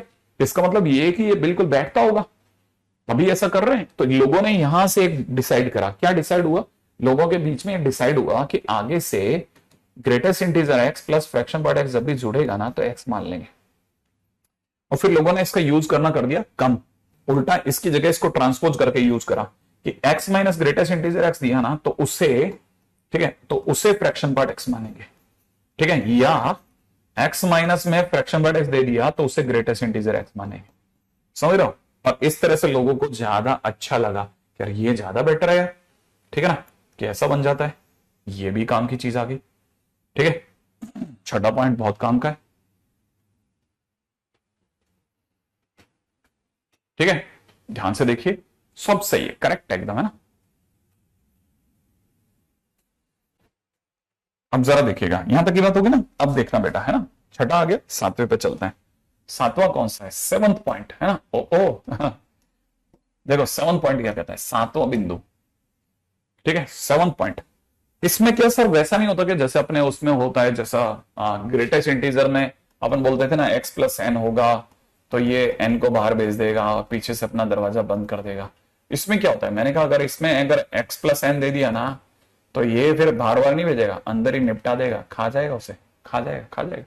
अच्छा, आपके कहने का मतलब ये कि फ्रैक्शन पार्ट x माइनस 2 लिखा है तो वो फ्रैक्शन पार्ट x ही है, वो 2 को खा जाएगा। मैंने कहा हाँ, और फ्रैक्शन पार्ट x प्लस 1 लिखा है तो वो 1 को खा जाएगा, इसमें क्या। और सर किसी ने अगर फ्रैक्शन x प्लस में ग्रेटेस्ट इंटीजर x भेज दिया तो मैंने कहा ऑब्वियस सी बात है, उसको जैसे पता चलेगा इंटीजर निपटा देगा भाई, निपटा देगा। अरे वेरी गुड, ऐसा, हाँ ऐसा, ठीक है। पॉइंट नंबर 8 पे चलो, fraction part x plus n हो जाएगा, ठीक है, fraction part x plus n. और सर ये पिछली बार आपने ये बताया था कि जैसे हमने सुना था कि वो ग्रेटेस्ट इंटीजर x प्लस में ग्रेटेस्ट इंटीजर और माइनस x जो होता है उसकी वैल्यू अगर x अगर इंटीजर हो तो 0 होती है, x अगर इंटीजर ना हो तो -1 होती है। तो इस बार क्या होगा, मैंने कहा अगर fraction part x plus fraction part of -x होगा ना तो इंटीजर होने पे तो 0 आज भी होगी, लेकिन अगर नॉन इंटीजर है ना तो 1 दे देगा। ये कैसे सर, मैंने कहा अगर नॉन इंटीजर है तो 1 दे देगा, कैसे देगा वो बताता हूं। जैसे x के नाम पे नॉन इंटीजर भेजो आप, ठीक है। अब इसमें भी एक और बात ध्यान ना, अगर इसे प्रॉपर तरीके से प्रूफ करते हैं ना, प्रॉपर तरीके से प्रूफ करना कोई ऐसा कोई बहुत मतलब ऐसा नहीं है कि हम बहुत उम्मीद से ऊपर का काम कर रहे हैं, नहीं वो भी पॉसिबल है, बट लेकिन उससे क्या होगा ना, मतलब मीडियोकर लेवल और बिलो मीडियोकर पूरा सुपड़ा साफ हो जाता है, चैप्टर का पूरा सुपड़ा साफ हो जाता है। आदमी इसके प्रूफिंग में लगा रहता है, जो उसको क्वेश्चंस करने के अंदर जो उसका दिमाग लगना चाहिए ना, जो क्वेश्चंस करने के अंदर उसका दिमाग लगना चाहिए वो दिमाग कहीं और निकल जाता है, वो प्रूफिंग में निकल जाता है, मतलब किसी और जगह ही निकल जाती है गाड़ी, एनीवे इस पे आते हैं। जैसे मान लीजिए अपनी बात कर रहे थे नॉन इंटीजर, जैसे 2.8 भेजते हैं यार, ठीक है, तो ऑब्वियस सी बात है इधर माइनस का 2.8 हो जाएगा, 2.8 का 0.8 हो गया, इसका कितना हो जाएगा 1 माइनस 0.8 हो जाएगा, और ये कट जाएगा, आंसर इज 1। कंफर्म। यहां तक की बात तो समझ में आएगी, अंदर ही निपटा देता है। हाँ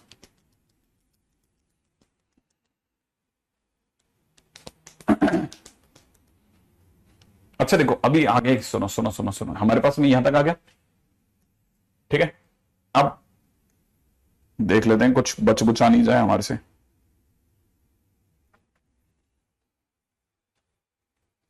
अभी तक तो नहीं दिख रहा, चलो ठीक है, अब समझना, ठीक है। जैसे मान लेते हैं छोटा सा क्वेश्चन है, किसी ने क्वेश्चन में दिया कि y इक्वल टू में ठीक है under root of x minus greatest integer x, और फिर उसने पूछा डोमेन बताओ। सिंपल है ना, तो हमको पता है ऐसे केस में हम चाहेंगे कि x minus greatest integer x, भैया आप तो प्लीज ग्रेटर देन 0 रहना। फिर याद आएगा यार ये देखा देखा सा लगता है, ये तो सर फ्रैक्शन पार्ट x है, इसका तो फ्रैक्शन पार्ट x को ग्रेटर देन 0 रहना है। अरे वो तो होता ही है, वो तो होता ही है, मतलब जो चीज होती है उसको क्या बोलते हैं, x बिलोंग्स टू r, इसका मतलब x बिलोंग्स टू r, वो तो हर जगह होता है। मैंने इसका आंसर तो क्या हो गया, x बिलोंग्स टू r हो गया, ठीक है। ओके क्या गलती कर दी भाई, ऐसा कौन परेशान हो गया हमारे बीच।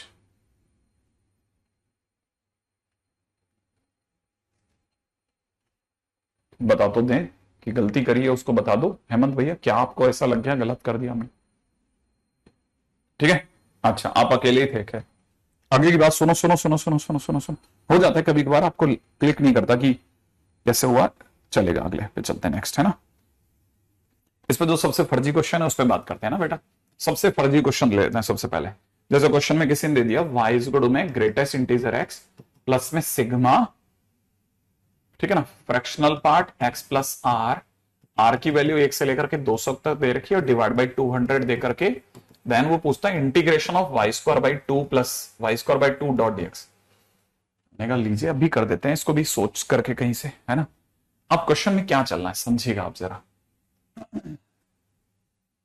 देखो हमारे को पता है कि ये ग्रेटेस्ट इंटीजर x तक तो ठीक है, लेकिन r की वैल्यू एक एक करके बढ़ानी पड़ेगी सिग्मा की वजह से, तो ये x प्लस 1 बनेगा, फिर x प्लस 2 बनेगा, फिर x प्लस 3 बनेगा, और ऐसे कब तक बनता जाएगा साहब, ऐसे ही बढ़ते बढ़ते x प्लस 200 तक जाएगा, ठीक है। और अपॉन में नीचे कितना चल रहा है मेरे दोस्तों, 200 चल ही रहा है, तो हमारे को तो चल गया ही, बन गया ग्रेटेस्ट इंटीजर x प्लस में कितना 200 times fraction part x upon 200, ये बन जाएगा, 200 से 200 काट दो, तो हमारे पास बन गया greatest integer x plus fraction part x। और आपको पता होना चाहिए ये दोनों सम अप होकर के x देते हैं, ये दोनों सम अप होकर के x देते हैं, x इसका मतलब आपका y x है। तो देन क्वेश्चन में पूछने वाले ने क्या मांगा, तो क्वेश्चन वाले की डिमांड तो सर ये थी, तो अपन y की जगह क्या रख देते हैं x, तो it is x square by 2 dot dx, उसमें से x 1/2 तो आ जाएगा बाहर, और x स्क्वायर का integration will be x cube by 3 plus c, माने answer will be x cube divide by 6 plus c, ठीक है डन, एकदम सीधा क्वेश्चन है, ठीक है। उम्मीद है यहां तक की बात समझ में आ गई होगी, ठीक है। आगे बढ़ जाते हैं, आगे बढ़ जाते हैं आगे, ठीक है। पॉइंट नंबर 9 पे आ जाएगा, 9वां पॉइंट क्या कहता है, ठीक है, 9th पॉइंट बोल रहा हूं, सॉरी क्वेश्चन में चल रहा था सॉरी, ठीक है।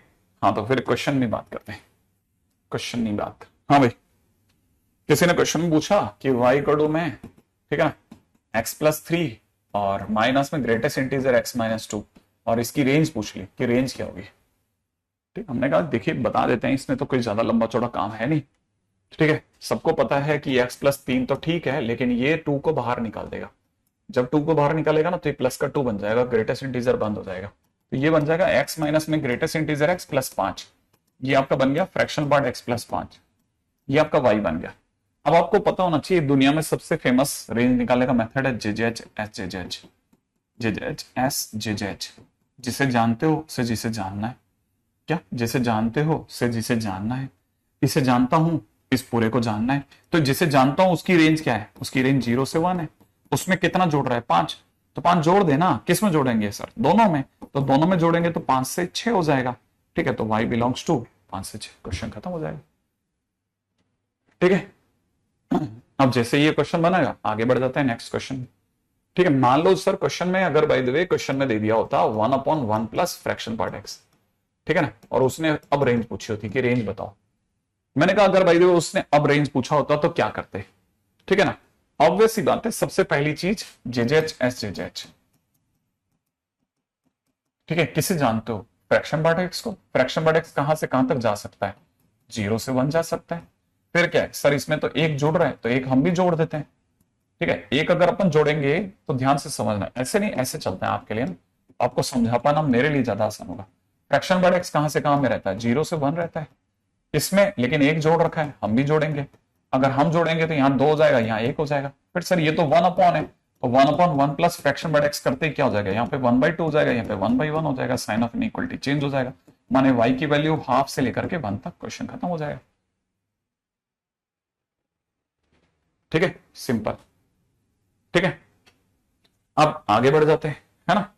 बहुत मोस्ट सिंप्लीफाइड पॉइंट है, इसमें तो कोई ऐसी बात अपन कर ही नहीं रहे कि जिसमें यह चकराई जाए कि भाई अपन ने क्या ही कर दिया। ठीक है, अगले पॉइंट पे चर्चा करते हैं। ठीक है, इसकी जगह पे दूसरा एक और तरीका भी होता है ना, using range of popular function. समझना, यूजिंग रेंज ऑफ पॉपुलर, जेजेएच के इक्वल में एक और तरीका भी होता है, using range of popular function. Popular function, ठीक है, रेंज का मेथड 2 बता रहा हूं, रेंज का सेकंड मेथड। ठीक है, इसी में बता रहा हूं, है ना। जेजेएच एस जेजेएच के टक्कर का एक और मेथड भी हमारे पास, यूजिंग, ठीक है, using range of popular function.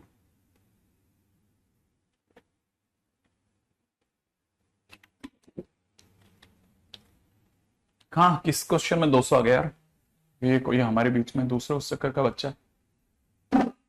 देखो ऐसा है क्वेश्चन के अंदर, है ना, जैसे इसी क्वेश्चन को करने का सेकंड मेथड क्या होता है, सेकंड मेथड ये होता कि हमारे को जैसे किसी ने देखा y कोड में 1/, ये तो हम इसे ऐसे लिख लेते कि 1 plus fraction part x is equal to 1/y।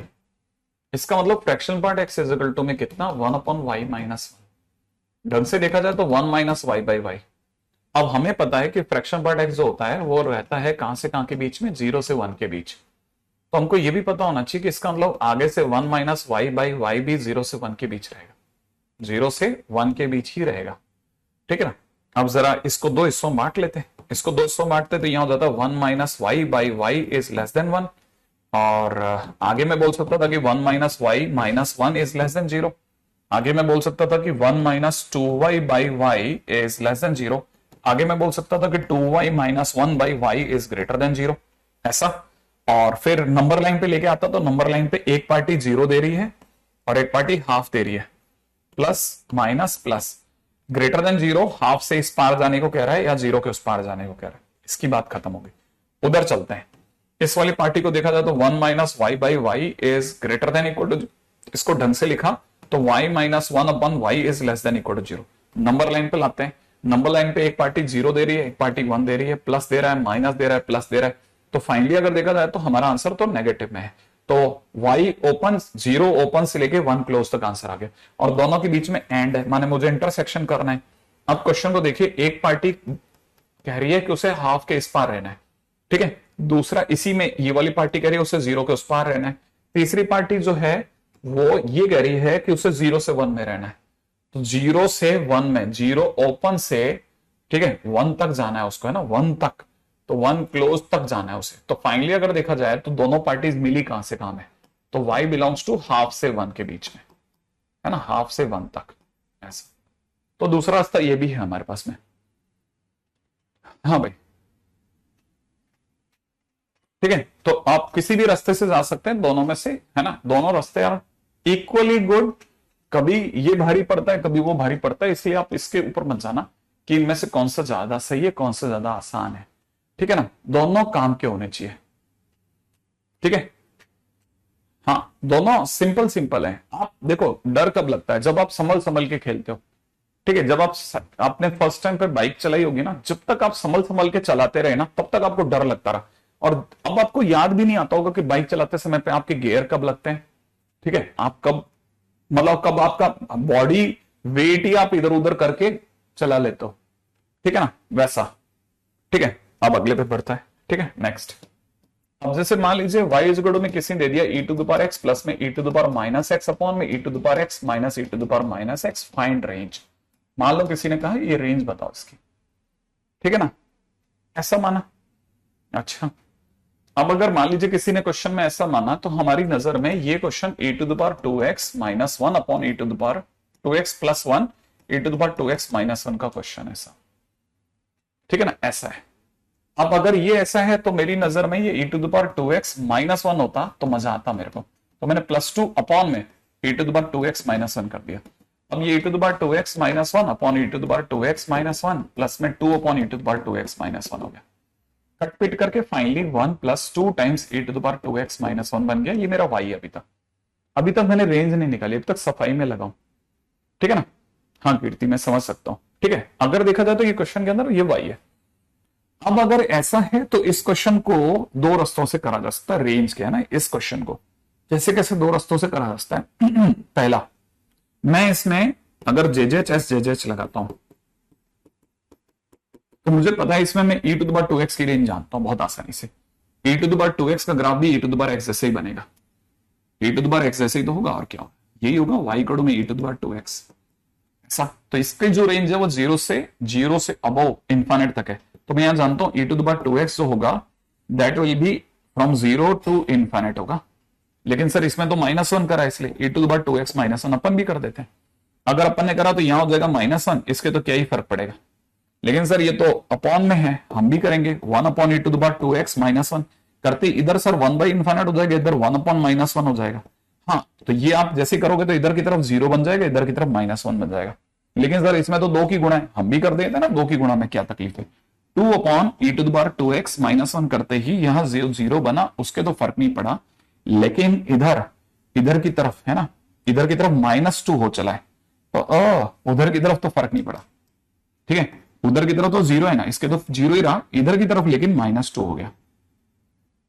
Okay, अब सर इसमें तो एक जोड़ा है, हम भी जोड़ेंगे 2 upon e to the power 2x -1। एक जोड़ते ही इधर की तरफ हो जाएगा 1 और इधर की तरफ हो जाएगा -1। राइट है ना भाई, इधर की तरफ कितना हो जाएगा -1। तो मतलब इसका जो रेंज आया वो -1 से 1 गया। एक बार चेक कर लेते हैं कहीं हमने कोई ऊपर से नीचे तक मिस्टेक तो नहीं करी। एक बार देखा, ये आया e to the power -x cut गया, -1 हुआ, 1 हुआ, 2 अपॉन ये हुआ, 1 प्लस 2 अपॉन हुआ, इसको लिखा e to the power 2x -1, 0 से इंफिनिट, -1 करा, -1 से इंफिनिट हो गया। इसके बाद में इसको 1 अपॉन करा, 1 अपॉन करते ही इधर की तरफ 0 हो गया और इधर की तरफ -1 हो गया। 2 से गुणा करा, 2 से गुणा करते उधर की तरफ 0 रहा, इधर की तरफ -2 हो गया, 1 जोड़ा तो -1 से 1 हो गया। ठीक है, चलो जो भी है ना, अब अपन यहां तक आ गए। हाँ, -1 + 1 नहीं, मेरे को गलत तो नहीं, ऐसा बहुत ज्यादा गलत तो नहीं, फीलिंग तो नहीं दे रहा। -1 से 1 मतलब मैं सिर्फ ये सोच रहा हूं कौन सी ऐसी वैल्यू है जो मेरे दिमाग में आ जाए जो इसे -1 दे देगी। 0 पर ये कहां होगा, बस ये देखना है। 0 पे इट मस्ट बी, अब देखो x = 0 ये लेगा ही नहीं, x = 0 ये ले ही नहीं रहा। x = 0 ऊपर फंक्शन से ही डोमेन में नहीं है इसके,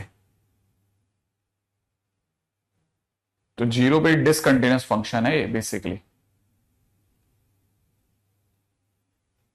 है ना। बस ऐसे ही सोचा और बन गया।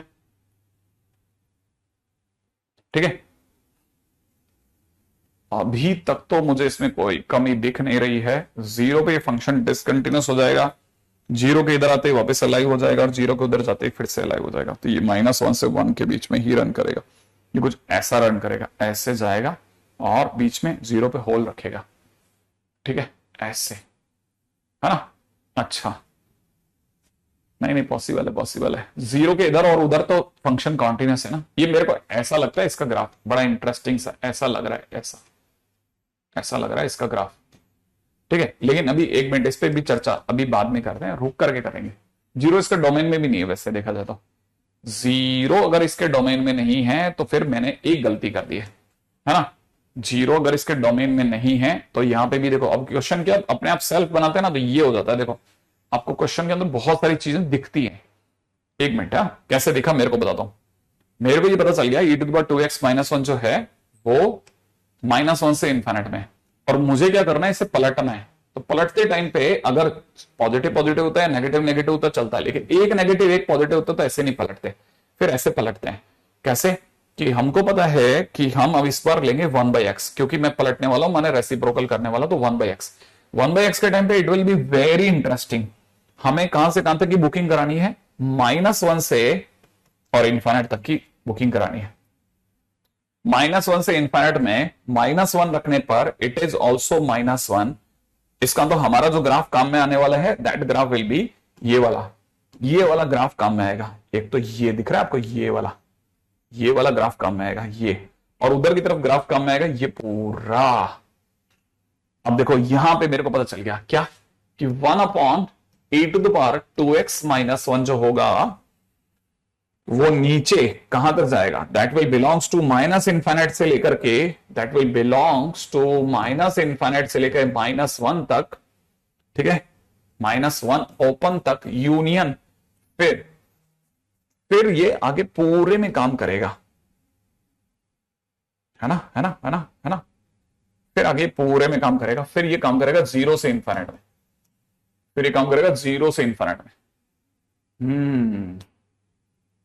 है ना, क्लासिक क्वेश्चन हो गया ना।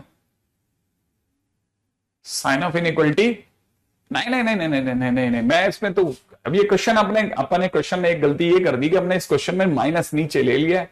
अगर ये माइनस ऊपर होता तो ये क्वेश्चन बिल्कुल भी क्रिटिकल नहीं होता। अब ले लिया, अब आ गया तो क्वेश्चन ही है ना, कर लेते हैं उसको। 2/e⁻2x - 1, अगर हम इसकी बात करेंगे तो ये अपने आप में -इन्फिनिट से -2 यूनियन 0 से इन्फिनिटी होगा। 2 से मल्टीप्लाई करने पे क्या बिगड़ेगा, और अगर हमने एक जोड़ दिया तो भी क्या हो जाएगा, ठीक है, एक जोड़ दिया तो एक जोड़ने पे -इन्फिनिट से ये सरक करके -1 चला जाएगा, और यूनियन ये 1 से इन्फिनिट हो जाएगा। एक अगर अपन ने ऐसा करा तो हमारी जो रेंज आ रही है वो एक ऊंची हो गई है, और फाइनली हमारा अभी जो आंसर आ रहा था ना -1 से 1, उसकी जगह पे आंसर अब ये आ गया -इन्फिनिट से -1। अब मैं एक कोई वैल्यू रख के देखता हूं, मैं कोई एक वैल्यू रख के देखना चाहता हूं कि मैं सही जा रहा हूं कि नहीं। मैंने x = 1 रखा, y की वैल्यू क्या आने वाली है, y की वैल्यू आने वाली है e+1/e अपॉन में e माइनस, भाई it is something like 3+1/3 upon में 3 - 1/3, ऑलमोस्ट ऐसा है ना, ठीक है। अगर ऐसा है तो ये कितना हो जाएगा 4/3, और ये हो जाएगा 2/3, 3 से 3 काट दें तो आंसर इज 2, सही है, ओके। और 2 आता है वाकई में इसमें। अब मैं x की जगह पे -1 रख के देखता हूं, -1 ना, x की जगह पर, x के नाम पर इसका डोमेन क्या है, इसका डोमेन सिर्फ 0 को छोड़ करके बाकी सारे नंबर ले रहा है। हाँ, -1 ले लेगा। -1 पे क्या वैल्यू देता है, देखें, -1 रखता हूं तो ये वैल्यू दे देगा 1/e, ये 1/e प्लस e, और नीचे दे देगा 1/e माइनस e, -1 लिया तो यही आएगा, यस यही आएगा। और ये हो जाएगा 3 + 1/3, और नीचे की तरफ हो जाएगा 1/3 - 3, ऐसा। हाँ, ऊपर हो जाएगा 4/3 और नीचे की तरफ हो जाएगा माइनस। अब अपने यहां पे भी चमत्कार किया है, देखो अब मुझे यहां पे भी चमत्कार दिखा, ये देखो मिला मुझे चमत्कार। इसका मतलब अभी थोड़ा सावधानी से चलने का है, ठीक है। 9 में से ये गया 8/3 है, 3 से 3 गया 1/2 आ रहा है। ओ भाई भाई भाई भाई भाई,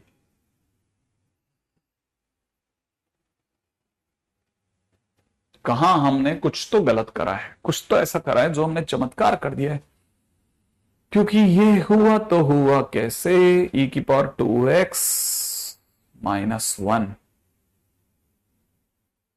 e⁻2x is in between 0 to infinite, 0 to infinite. कहीं हमने बेसिक में कोई कमी छोड़ी क्या, -1 से लेकर के इन्फिनिट तक e⁻2x - 1, -1 करेंगे तो e⁻2x का ग्राफ नीचे हो जाएगा, -1 से इन्फिनिट चला जाएगा। और अगर हमने इसका रेसिप्रोकल करा तो रेसिप्रोकल करते टाइम पर 0 इसके डोमेन में नहीं होगा, बिल्कुल नहीं होगा। इस वजह से ग्राफ का डिसकंटिन्यूस होना पक्का है। ग्राफ डिसकंटिन्यूस हुआ और ये हमारे को दे देगा -इन्फिनिट से -1, और दूसरी तरफ दे देगा 0 से इन्फिनिट, एग्जैक्टली दे देगा। फिर 2 से गुणा करने पर ये दे देगा इतना। ओके, अब अगर मैं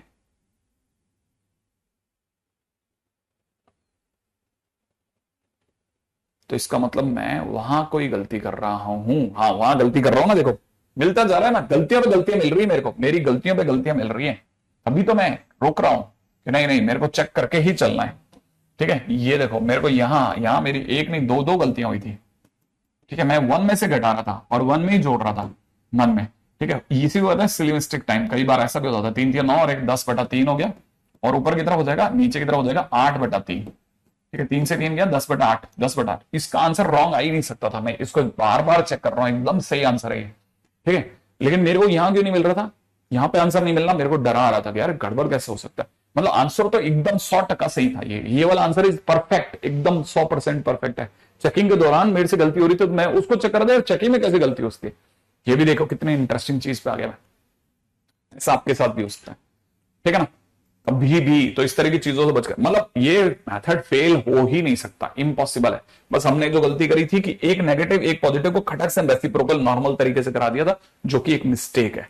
हाँ, अब अगर यही फंक्शन अगर मैं पॉपुलर फंक्शन के तरीके से सोचता तो क्या होता।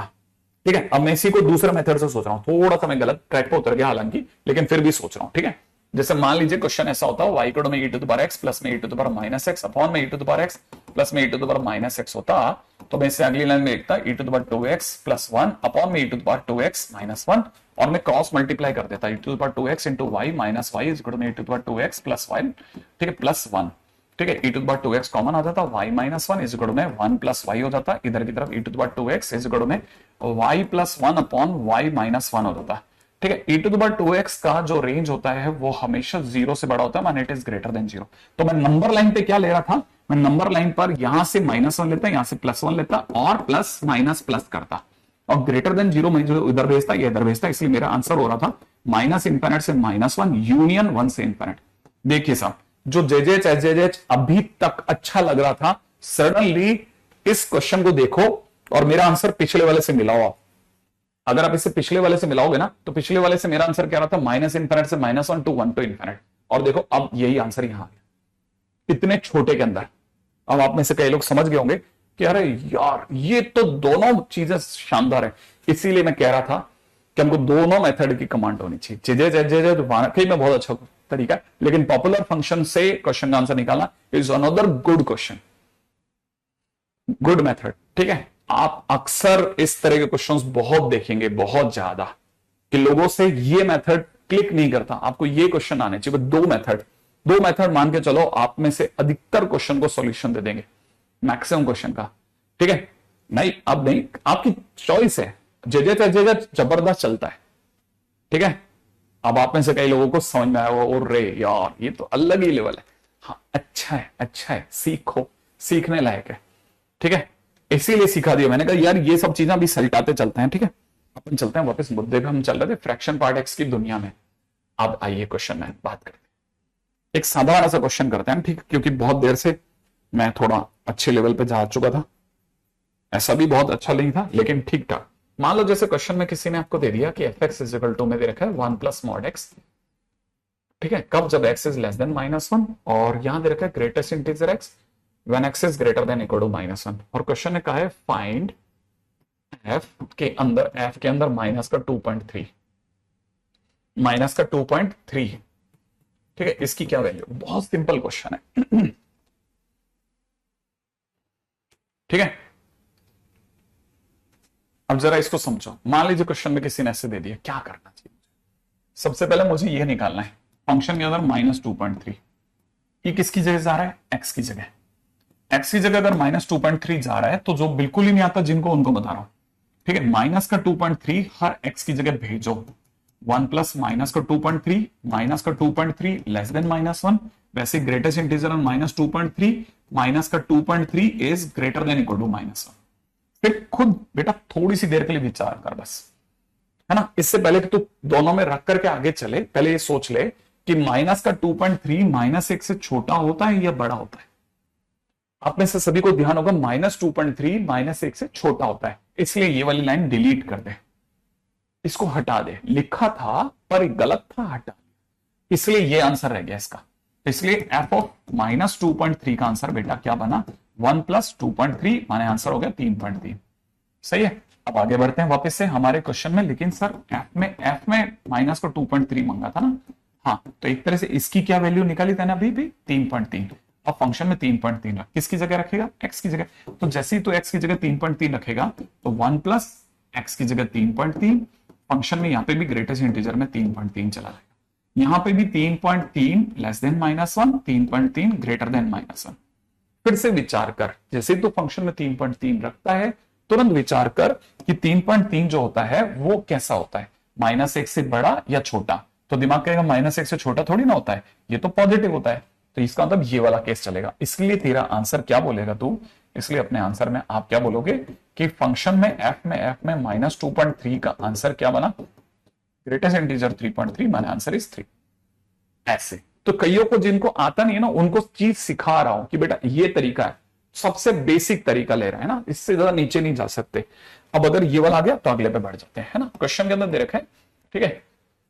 अब जिनको ये कहानी समझ में आ गई ना, उनको बता रहा हूं, है ना, कि gx इज इक्वल में दे रखा है कितना, gx इज इक्वल में दे रखा है 1 - 1 + x - greatest integer x, 1 plus, है ना। और अगले ने दे रखा है fx इज इक्वल में कितना, fx इज इक्वल में -1 when x is less then 0, 0 when x is equal 0 और 1 when x is greater then 0। Question में कहता है find f of gx।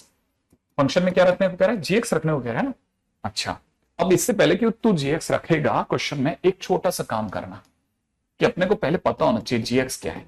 gx हमारे पास में 1 + x - ग्रेटेस्ट इंटीजर x है, माने 1 + फ्रैक्शन पार्ट x है।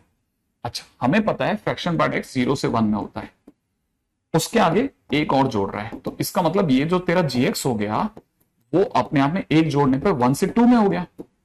gx कहां से कहां में हो गया, 1 से 2 में हो गया ना, 1 से 2 में। अब जैसे ही gx 1 से 2 में हुआ, अब जैसे तो फंक्शन में f में gx रखेगा तो किसकी जगह रखेगा, x की जगह रखेगा ना। भाई क्या करेगा, हम f के अंदर जो x है ना उसको हटा करके gx ही तो रख रहे हैं, तो हम x की जगह gx रखेंगे। तो gx रखते ही हमें पता है gx हर वो वैल्यू ले सकता है जो 1 से 2 में हो, क्योंकि ये खुद 1 से 2 में। तो देख जरा यहां सोच, जैसे तू gx रखेगा ना, यहां हो जाएगा -1 gx लेस देन 0, यहां पे हो जाएगा 0 जब gx बराबर 0, यहां पे हो जाएगा 1 when gx is greater then 0, right है ना भाई। अब जरा देख, दिमाग लगा, gx तेरा 1 से 2 में है, यहां पे दिमाग लगाना, सोचना क्या जो चीज 1 से 2 में है वो 0 से छोटी हो सकती है, जो चीज 1 से 2 में है वो 0 के बराबर हो सकती है, जो चीज 1 से 2 में है क्या उसे पॉजिटिव कह सकते हैं। तो अपने आप तेरा दिमाग कह देगा जो चीज 1 से 2 में है, ठीक है ना, वो 0 से छोटी नहीं हो सकती, माने ये लाइन ही डिलीट हो गई। जो चीज 1 से 2 में है वो 0 दे ही नहीं सकती, ये भी डिलीट हो गई। जो चीज 1 से 2 में वो 0 से बड़ी होती, हाँ ये डिलीट नहीं हुई, ये बच गई। इसलिए fgx की वैल्यू कितनी आ गई, fgx की वैल्यू 1 आ गई, इससे ज्यादा नीचे नहीं आ सकते थे, तो आंसर 1 है ना। हाँ लोग कर लेते हैं, इसको अपने दिमाग में ही करना चाहिए। मैं तो सिर्फ गरीब आदमी के साथ चल रहा था कि अति गरीब में कोई चल रहा तो बेटा तू निकल जा, तेरे को ये नहीं लगना चाहिए कि अपन ने तेरे को धोखा दिया।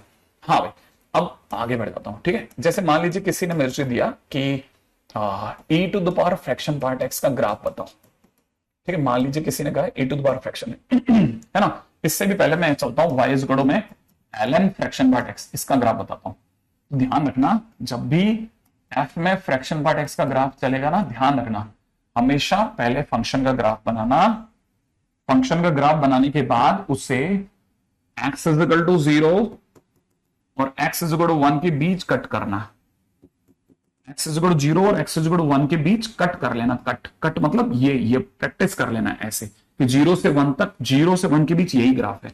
अब क्या करना है बेटा, अब सिर्फ इतना सा करना है, एक एक की दूरी पे बार्स खड़ी करना, एक एक की दूरी पे बार खड़ी करना, 0 1 2 -1। ये जो कट किया हुआ ग्राफ है ना 0 से 1 के बीच का, यही ग्राफ यहां से उठा के पेस्ट करना है बस तेरे को, ऐसे ऐसे ऐसे। और ये तेरा y इक्वल टू में ln फ्रैक्शन पार्ट x का ग्राफ हो गया। मान ले क्वेश्चन में किसी ने ये दे रखा ना e⁻ फ्रैक्शन पार्ट x, तो ऐसे करना है कि हमने क्या करना है, सबसे पहले e⁻x का ग्राफ बनाया। अब x इज इक्वल टू 0 को पकड़, x इज इक्वल टू 0 ये वाली लाइन है ना, ये x इज इक्वल टू 0 है, यहां कहीं x इज इक्वल टू 1 होगा, तो x इज इक्वल टू 1 और x इज इक्वल टू 0 के बीच में कौन सा ग्राफ है उसको कट कर लेते हैं, कट। ठीक है, ये वाला ग्राफ, इतना सा ग्राफ दिख रहा है। अब ये ग्राफ जैसे कट हुआ ना, कट होने के बाद क्या करना है, एक एक की दूरी पे लाइनें खड़ी कर ले अपनी तरफ से। ये 0 1 2 पीछे -1। ठीक है, अब 0 से 1 के बीच में जो कट किया ग्राफ है जिस हाइट पर है उसी हाइट पे उठाना, उसी हाइट पे उठाना और ऐसे बस मिलाते चलना, ऐसे ऐसे। ये तेरे पास जो ग्राफ आएगा वाई कोड में e की परफेक्शन रेडिक्स का ग्राफ है। ठीक है, बस आज के दिन का इतना ही काफी है। ठीक है, काम आपको भेज दूंगा मैं।